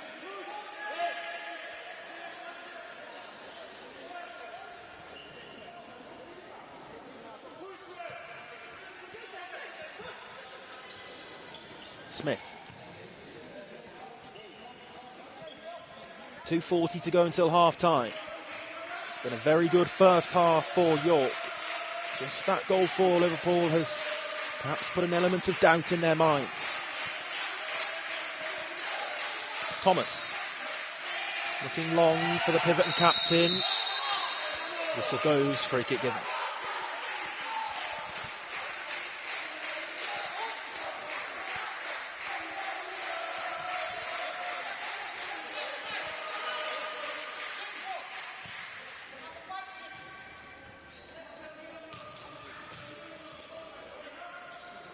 Excellent footwork. There's an option over to the right in Wilson. It's played just ahead of him, but Barber might keep it in, unable to do so. York, who had an overload there on the attack.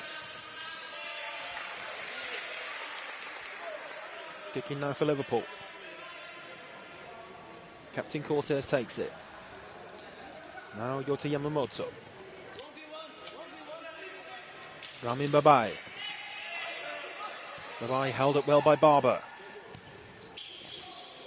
Yamamoto.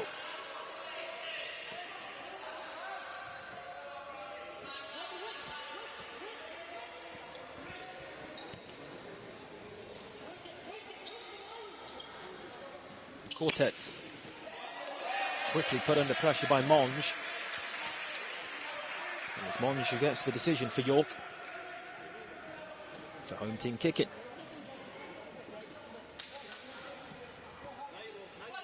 Smith sets the kicking back with his soul to Patrick Pina. Past that time was too far ahead of Pina, but it's,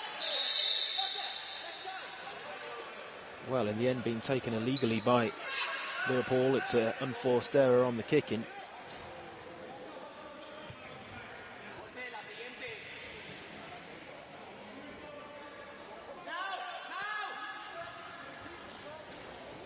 .90 to go until half-time.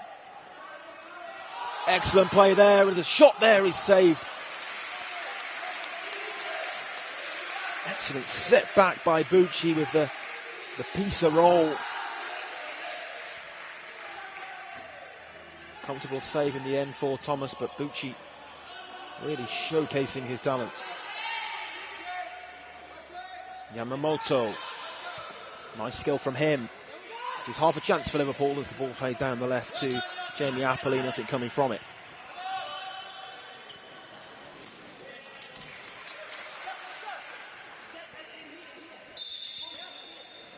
Liverpool with a couple of changes for the final minute or so of the first half. It's an opportunity to play across to one of those freshly introduced players. Isaac Ronaldo Diaz thought it was. Opened up for him, found himself in acres of space. Todd perhaps just taking a touch heavier than he would have liked. 55 seconds until the break. Pina into Bucci. Pina! York have their 3-goal cushion back, and it's 4-1 before half-time.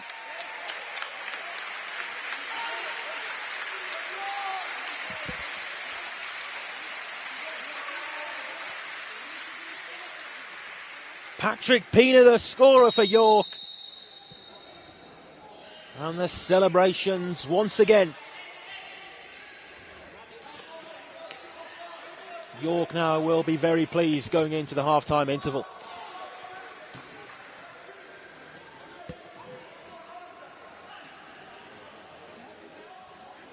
It's just Pina's second goal in the 8 games he's played in this campaign. And what a big goal it could prove to be. Pina again. Uses Bucci. Bucci put under pressure by Din. Clock running down with 14 seconds left. Bucci looking to use his strength. Bucci goes to ground. The free kick's given. Excellent play by the big Brazilian. Just relieves all pressure in the closing stages of this first half. And what a first half it's been for York.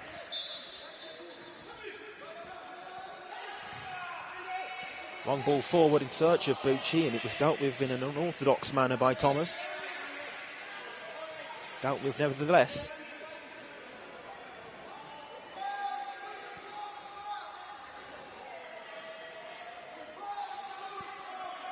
You're presumably looking to get a shot away at goal here from this with 4.8 seconds left on the clock. Instead it's played to Bucci. There's a counter-attack opportunity, although time very nearly up, and here's the buzzer goes. And there the end of the first half is signalled, and it's been an excellent first 20 minutes for York, and the support here at the university as well has carried them through. York in a very strong position at the break. They lead Liverpool at half-time by 4-1. Stay like this and they will be promoted to Tier 1. Don't go anywhere. Join us for the second half.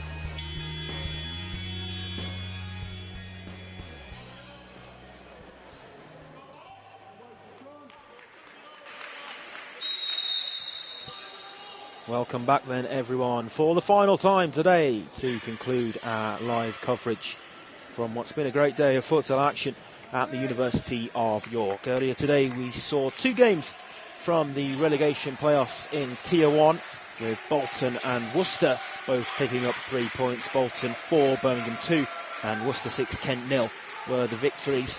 The opportunity here for Liverpool as they look to get themselves back into this game. Otherwise, if York win this one, they will be promoted to the top tier of English futsal for next season.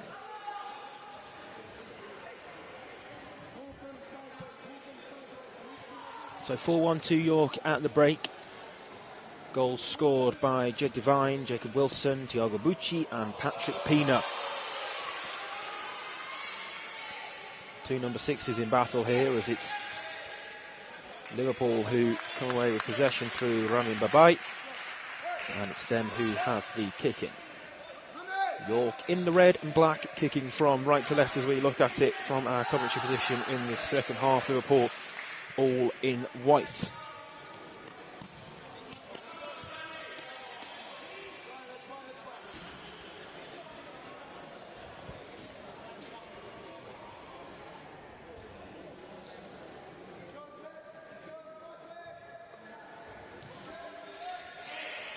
Ngoma goes to ground. York kicking.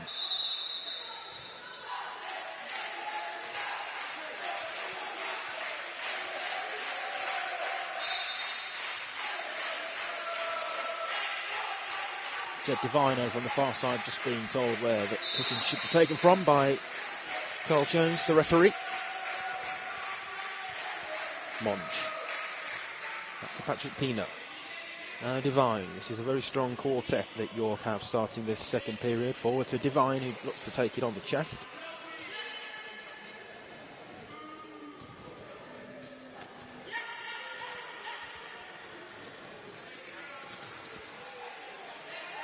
Here's Pina, Devine to his left. Devine has it. Step over as he goes down the left side. Liverpool come away with possession through Babai. Babai goes for goal and drags the shot off target.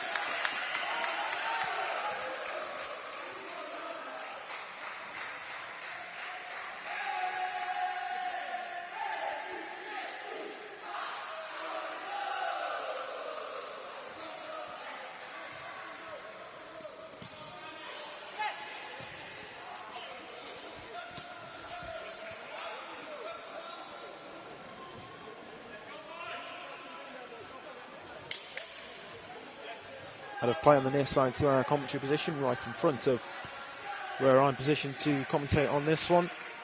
Taking you through right to the end of this one, and it will be decided today. Either will be York or Wessex promoted, and at the moment York are well on track.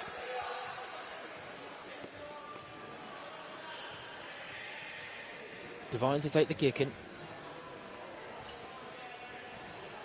Excellent camera shot there of all the young York supporters who've been in fine voice throughout, and some atmosphere in here as Bucci looks to turn and is taken to ground. That's going to be a simple decision to give the free kick and perhaps subsequent punishments. Sergio Hervas Martinez was the player who looked to bring Bucci to ground. Will be nothing more than the free kick.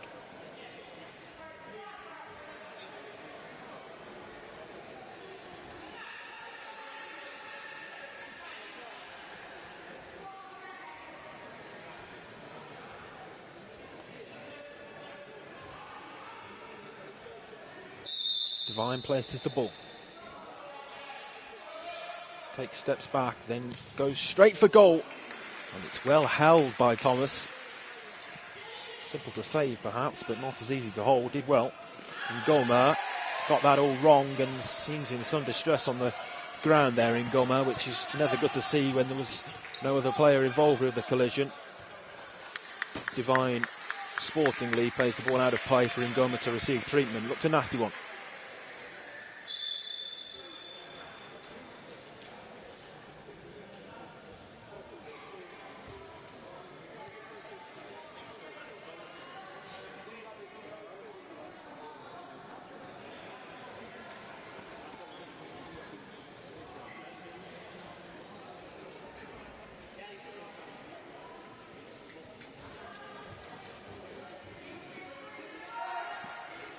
Nick Bourne and Vinicius Vaz onto the court to attend to Kenner Ngoma. Still down on the deck at the moment. So it's his 7th appearance of the season in Ngoma. Some concern for him though here, as the injury was completely off the ball as well. Well, not totally off the ball in that sense, but certainly no other player involved with the collision. Just looked to bring it down as the high ball was played forward to him, and no other player involved, which is always a worry.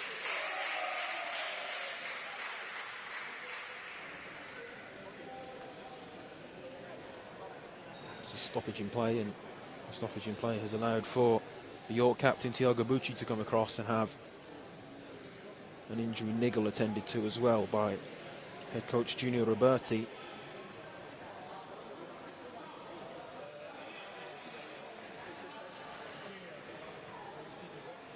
The injury seems to be to the right leg of Kenner Ngoma.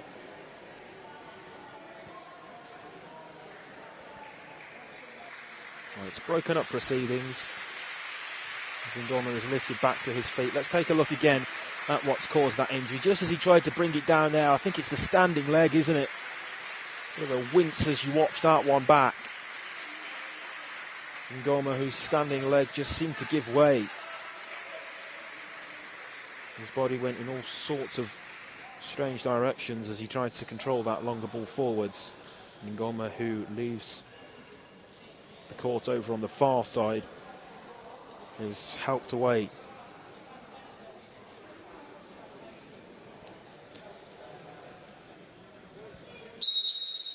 Well, Liverpool, who find themselves 3 goals down, are now seemingly going to have to play the rest of this one without one of their star performers in Kenner Ngoma.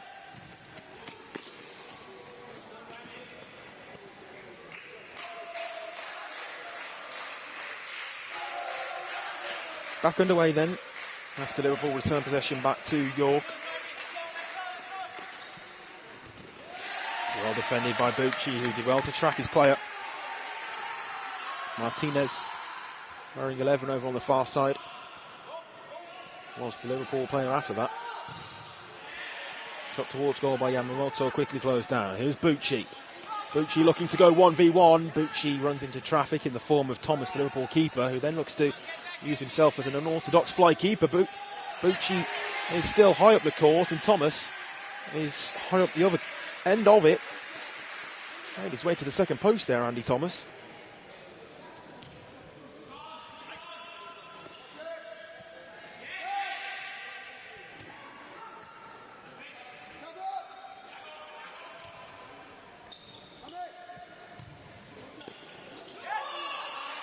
That one did run through to Yamamoto. I think he was not exactly ready for it.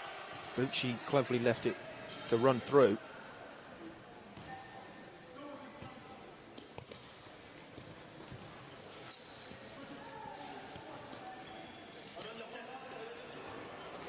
Divine.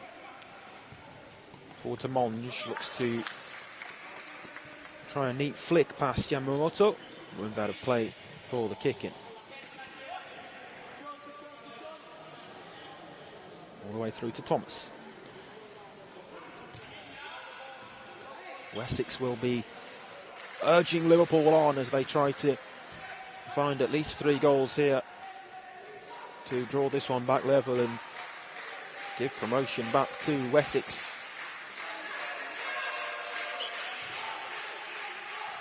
At the moment it stands in a very strong position for York. It would have to be something of a disaster moving forward if they aren't to be promoted from this position now. Divine.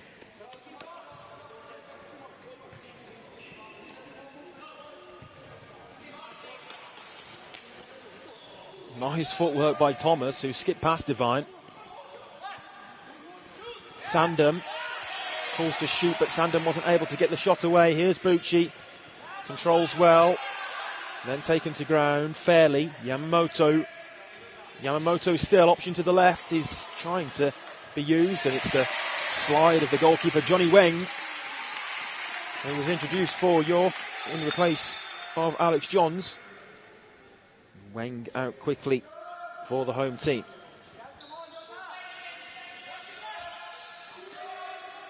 Yamamoto.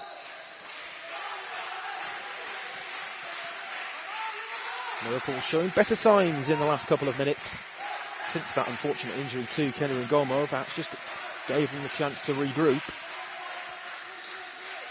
Thomas edges into the opposition's half. Thomas with the ball forward, and the shot is not going to be a difficult one for Johnny Weng. It's well off target by Ramin Babai.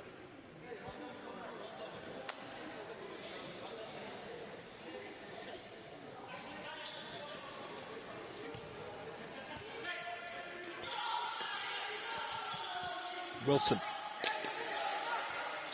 Colby Ackroyd. Wilson goes down, quickly back to his feet.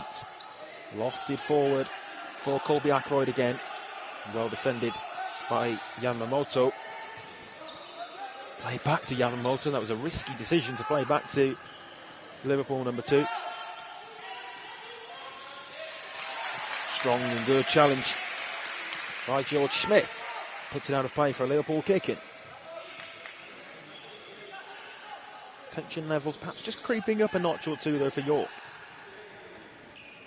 However, the longer this one goes on, the more likely they are to see it out.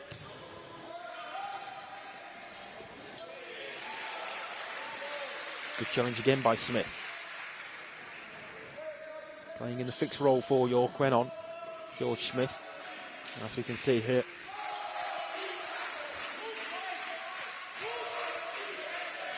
Yota Yamamoto. Onto the right flank for Jamie Appley. Appley onto his right foot, then against his standing leg. York come away with possession. Colby Ackroyd. Just ran out of room, ran out of court. The ball runs behind for the goal clearance. Still 4-1 to York. As we were at the break. Play on is the call, no handball as the arm went down to ground. Yamamoto off target.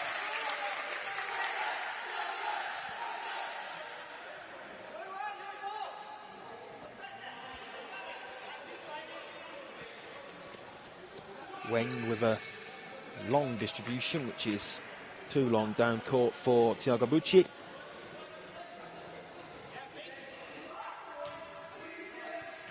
Yamamoto.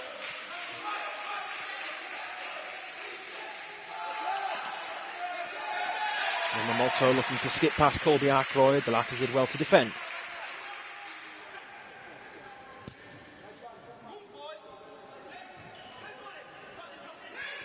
Appley.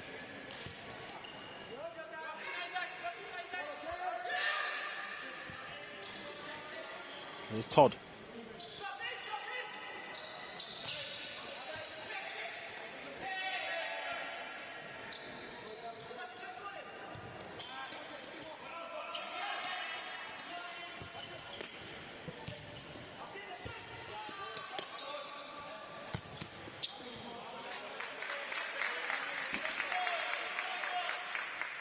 Deflection off Smith there, takes it out and behind for the corner. Fortunate one to win, perhaps. What can they work from it? Corner is taken back and set for the shot, which was well blocked by Jake Colby Ackroyd. Body in the way. Yamamoto. Bye-bye. Cries from the Liverpool bench. Excellent skill. The option towards the second post was Colby Ackroyd. Bucci unable to find him. The free kick is given to York. Much to the frustration of the Liverpool bench, and Coach Dave Connor unhappy with that. What a piece of skill that was by Bucci just prior to being fouled there. Excellent, almost Dennis Bergkamp-like spin to get away from the Liverpool defender. And he's enjoying himself out there now, Bucci. This court is his playground. Played in quickly, looking for Bucci. Opportunity perhaps to shoot. Barber did shoot, but well off target.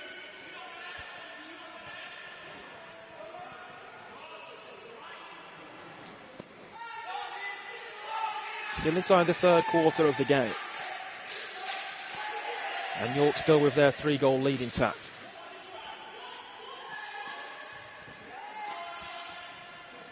Todd sets back for Oliveira. Now Apperley.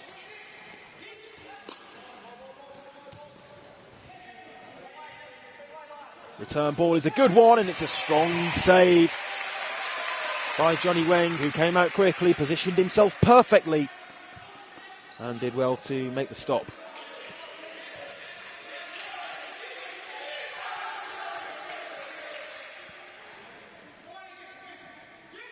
A goal soon for Liverpool would make things interesting, though.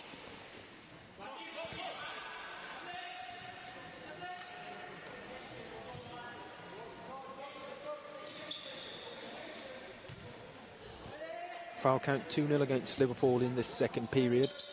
Both teams still with their timeout cards to use. Into the feet of Todd. Nothing happening for him on that occasion. Runs out comfortably for York kicking.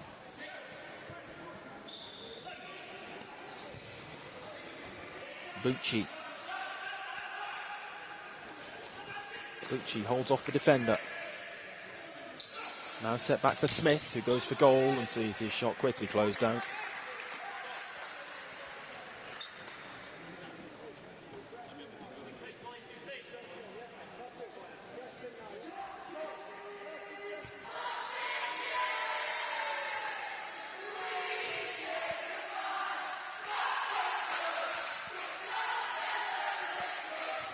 Wilson looking to pick out Jed Devine.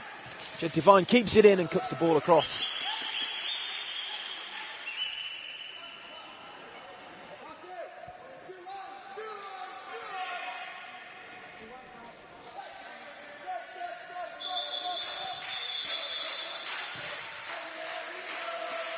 Kicking taken illegally, which is an unforced error again. Not the first time we've seen that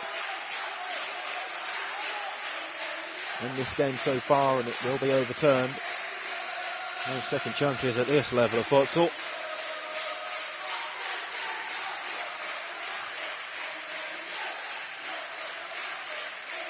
Devine. Forward to Smith. Again across the face. And again there's nobody on the end of it for York. Often they fist the ball across to the second post. Sat up nicely for the shot there for Devine. Smashed it against Oliveira.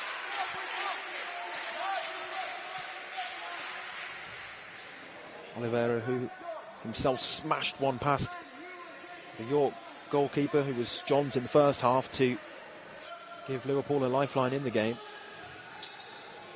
Chip for Smith, and Smith and Devine almost maybe just got in each other's way there.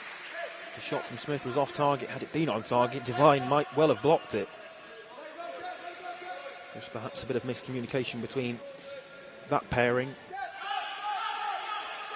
Goal clearance is dropped short. Robin back centre court. It's an opportunity for York to add to their lead. It's saved and on the line. Has it crossed it? No, it hasn't. The game goes on, and now there's an opportunity for Liverpool to break down the other end. Apperley. Smashed against the stanchion.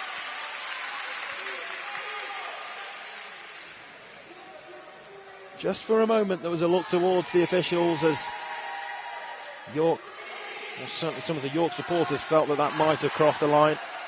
It was dealt with really well in the end, on the line. Excellent defending, last ditch stuff. It had to be.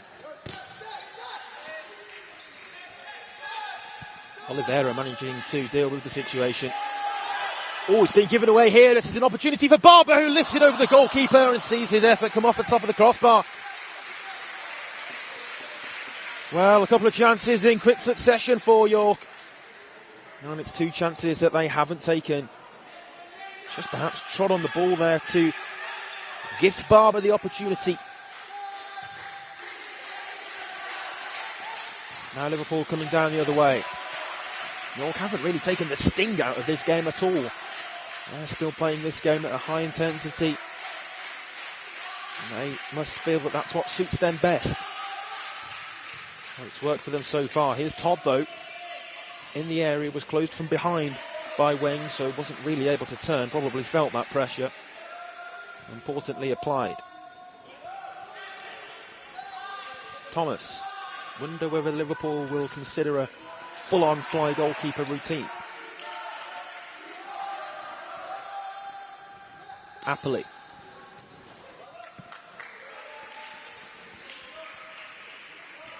Nine minutes and 10 seconds to go.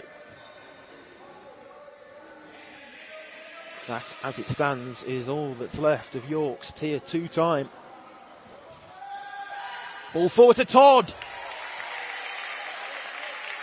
Head in hands moment really for him. Could have been a route back into it for Liverpool. Isaac Ronaldo Diaz-Toz's effort goes up and over the top of the crossbar.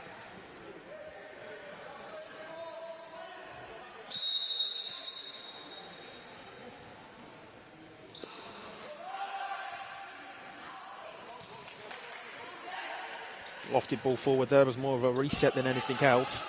First line of York defence bypassed. Was there a shove? I think there was, and indeed that's the opinion that matters as well of Carl Jones. Free kick awarded.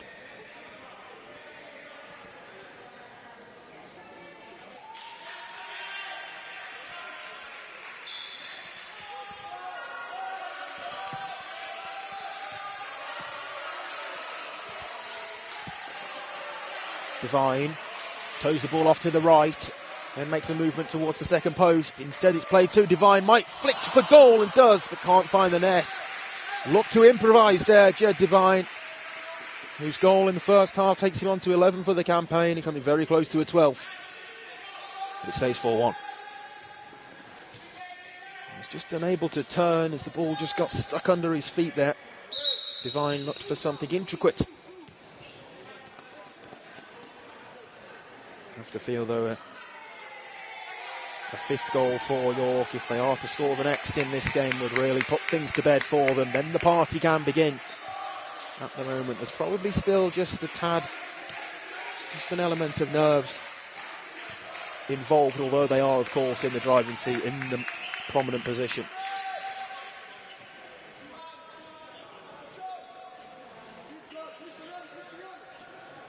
Thomas rolls the ball out. This is Mellor. Header up, evades the roof, isn't a free kick. I think you've got to maybe question Wood Saints have maybe fancied their defence testing a little bit more in some of these games. I think if anybody's going to do it, obviously it will be Featherstone Rovers this afternoon though, as Sandham takes that ball in for Saints. Yeah, just a good bit of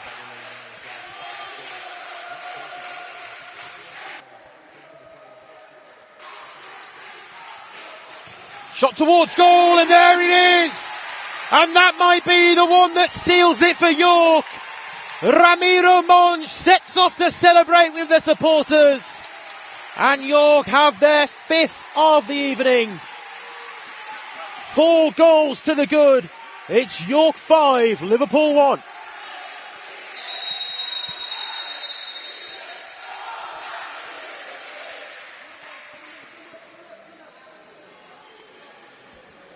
Well, I mentioned the importance of the next goal when the score was 4-1. There it is, the way of York and Ramiro Monge. Let's take a look at it again. It just broke for him for the shooting chance. And whirls away in celebration. Timeout was called immediately after that goal went in by the Liverpool bench. Dave Connor immediately across to hand in that timeout card. 7 minutes and 56 seconds is what's left to play.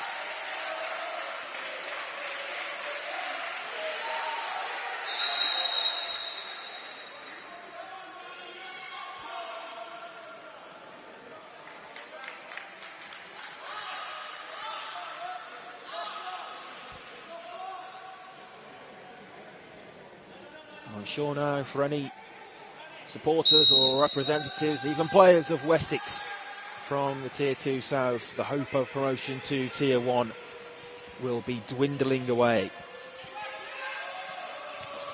Liverpool going fly goalkeeper though as they look to give this one last push.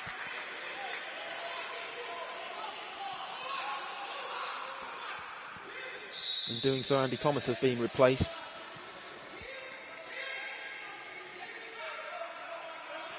It'll take something special. What is left to give? It's a set piece at the moment, which is switched back to the fly keeper and controlled on the arm. Wearing the goalkeeper jersey maybe, but not inside the penalty area, so it's handball.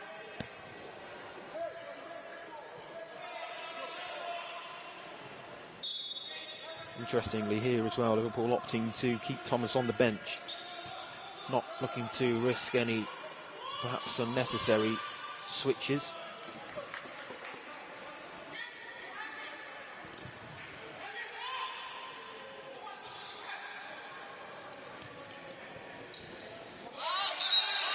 Excellent footwork by Monge, who's then called back, having just run out of room on the near side. Frustrating one for him because the skill was good. Ramin Bambaye is wearing the fly goalkeeper top. Fluorescent top over on the far side. In position in the fly setup now.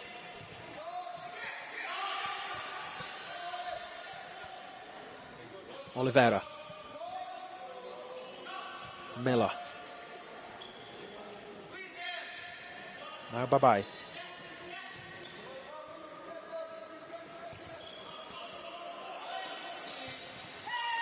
Miller plays into the corner of the court. It's played back.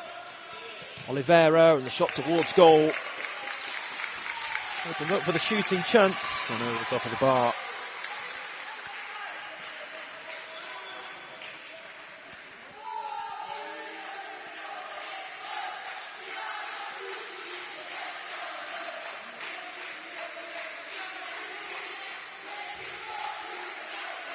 Liverpool here in danger of flatlining their first line of defence as Bucci became an option for a 1v1 as a pivot. Bucci does have it now.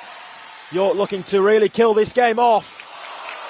Important touch, takes it out for the corner.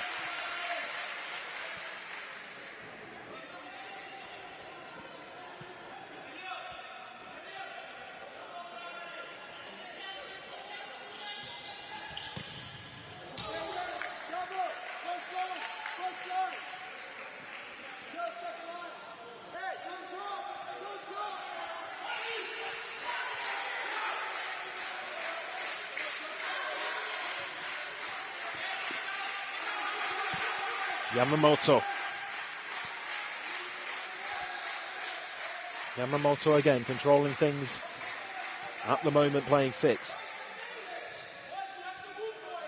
Liverpool aren't really going anywhere though. Babai in the end just goes for goal. And it's only into the side netting, and York will be happy with that. They'll be more than comfortable defending those types of attacks. Bucci controls expertly once more.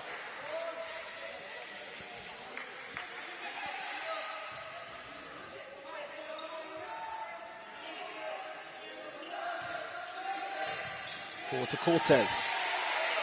Liverpool kick in as glances towards the clock running down here at the University of York become ever so more regular.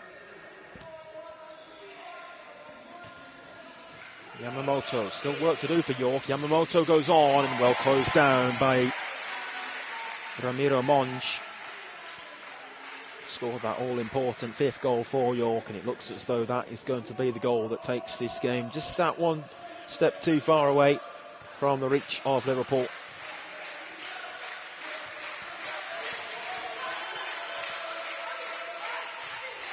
Yamamoto. York now dropping very deep but protecting their goal well. Yamamoto. Shots fired in but off target. Nothing testing from Babai on that occasion.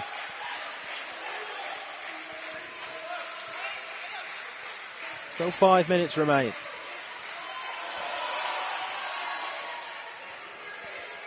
Opportunity for York to finish it. It's deflected off Cortez. He goes behind for the corner. Joe Eagledon with an opportunity for York to really put the icing on top of the cake.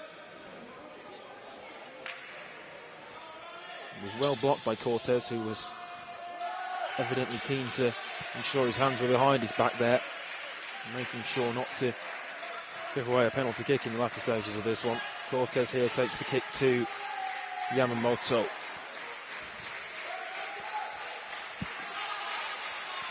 Bye-bye. Yamamoto inside the centre circle. Yamamoto and Bye often exchanging passes. Here's Cortez though. This time it's the York goalkeeper Johnny Weng who came out quickly and came out well. Came out and slid the ball out of play.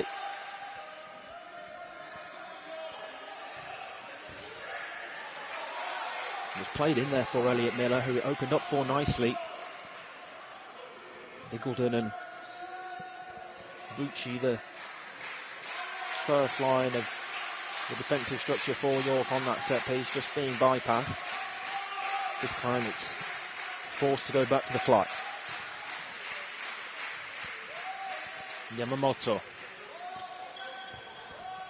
Liverpool at the moment not really making use of the overload and power play situation. It's being defended well by York, who will be comfortable and pleased with things at the moment. Prime example of it, and a shake of the head for Elliot Miller. Frustrations clear as Liverpool aren't being able to break down the York defence.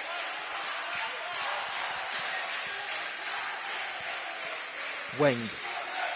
Long ball forward to Bucci. That's outside the area. A head in the hands moment, and the card will be yellow. Bucci, who was perhaps asking for that to be a different, more significant colour card. Let's give Ramin Babai the benefit of the doubt in suggesting he wasn't sure where he was there, just outside of the penalty area. Either way, it's a perfect area of the court for this set piece for York.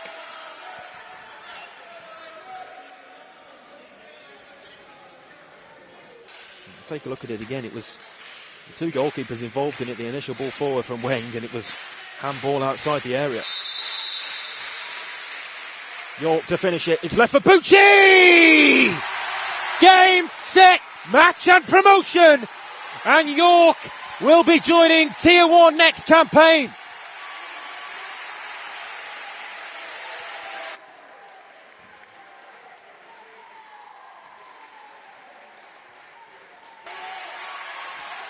Thiago Bucci's second goal today, his 22nd of this league campaign. And that wraps things up nicely for York. And there's surely no way back now for Liverpool.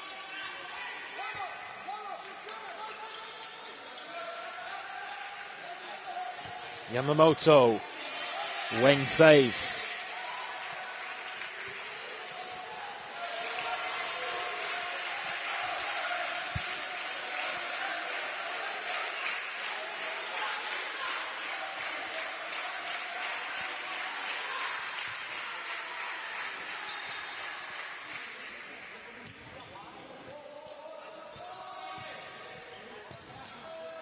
Liverpool trying desperately to find something, even if it's just a consolation goal at this point. Weng might shoot, drops the ball and goes for it. Weng's effort looks as though it's close. It was, but not close enough. Yamamoto desperately trying to get back to clear. He wouldn't have been able to stop it had it been on target. Johnny Weng, who took a moment or two just to set himself, did well. Very nearly executed the long-range strike.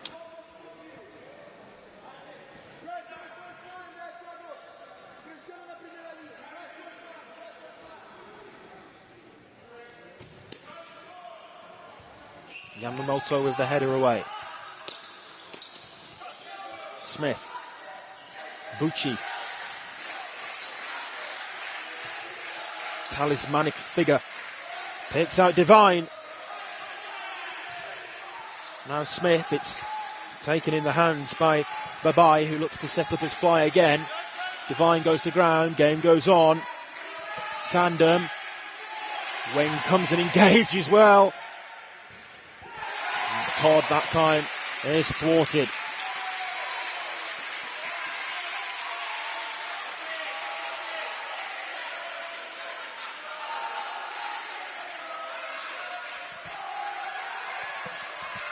Sandham.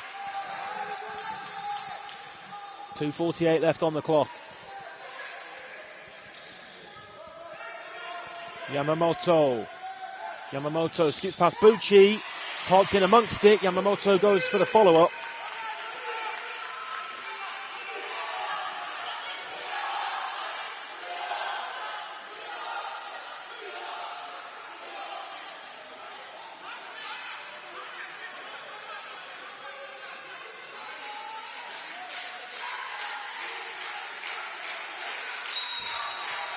Yamamoto takes the kick in. It's played back and across. Liverpool trying desperately to find something. Won't be enough though to stop the York promotion party.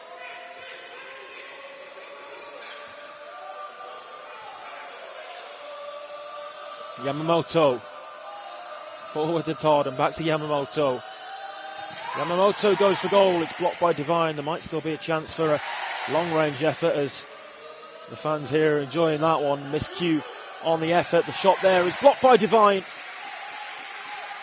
And with every passing second, York get one step closer.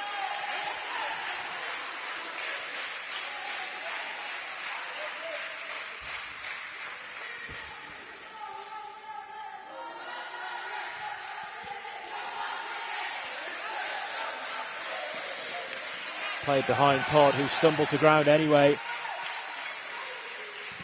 Placed down rapidly by Junior Roberti, the head coach for York, who deserves praise for what he's done with this side across this campaign. Excellent leader and head coach of this York team. Yamamoto, advantage, and then the free kick is given. No advantage coming from it. And Yamamoto taken to ground, but it's one that Devine will be happy to concede in the context of things.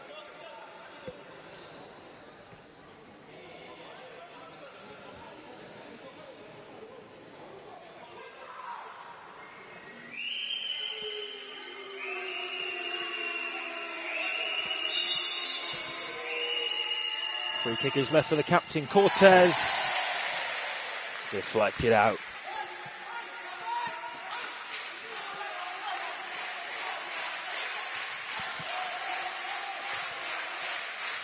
Cortez again. Intercepted by Smith, who takes a heavy touch. Doesn't matter at this juncture. Handball given. Good strike the arm of Patrick Peanut.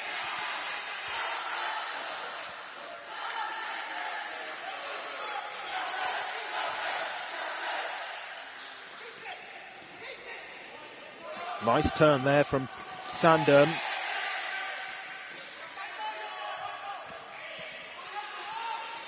Sandham still comes away with possession. Sandham spins away and plays back to Martinez for Liverpool. Into the final minutes. Taken down there was Todd as he was brought to ground. Takes York on to 4 second half fouls, but with 47.5 seconds left to play, it really won't matter for them with their 5-goal lead as well. They now know what is to be for the future of this club after what's been an excellent campaign. Still they'll try to hold on here and not concede again. Credit to Liverpool for trying desperately towards the end of this one as well. It would have been easy to just see this game peter out. Hasn't been the case. Todd goes for goal. Blocked and behind, but he's on the line for York.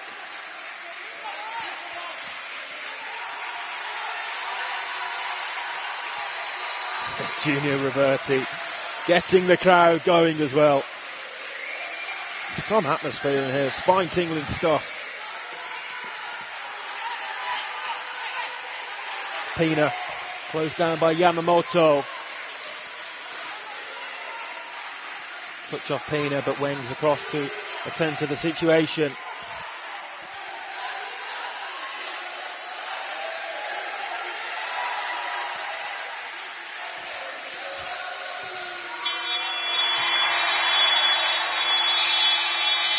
And there we go then, the buzzer sounds to signal promotion.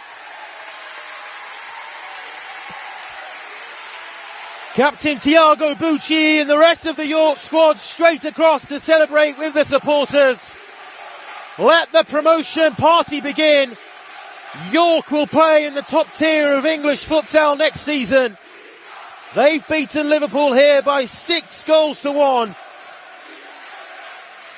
What an addition to the top tier it looks as though this side will be. Can't wait to see more of them moving forward into next season. Commiserations to Liverpool who fall to defeat here. Also commiserations to Wessex who now know they will be stuck in Tier 2 for next campaign. The party has begun here at the University of York. It finishes in this one. York 6, Liverpool 1. York are promoted.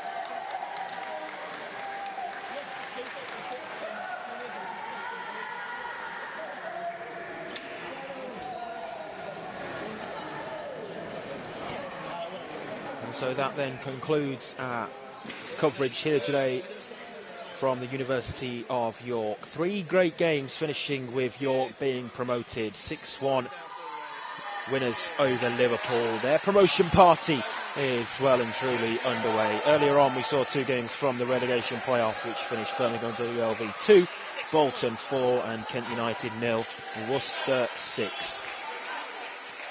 From me, Isaac Barrington, thank you very much for joining us for the action today at the University of York. Really do hope you've enjoyed, and enjoy the action next weekend on BT Sport as well, when the semi-finals of the FA National Futsal Series will be part of the programme and conclude.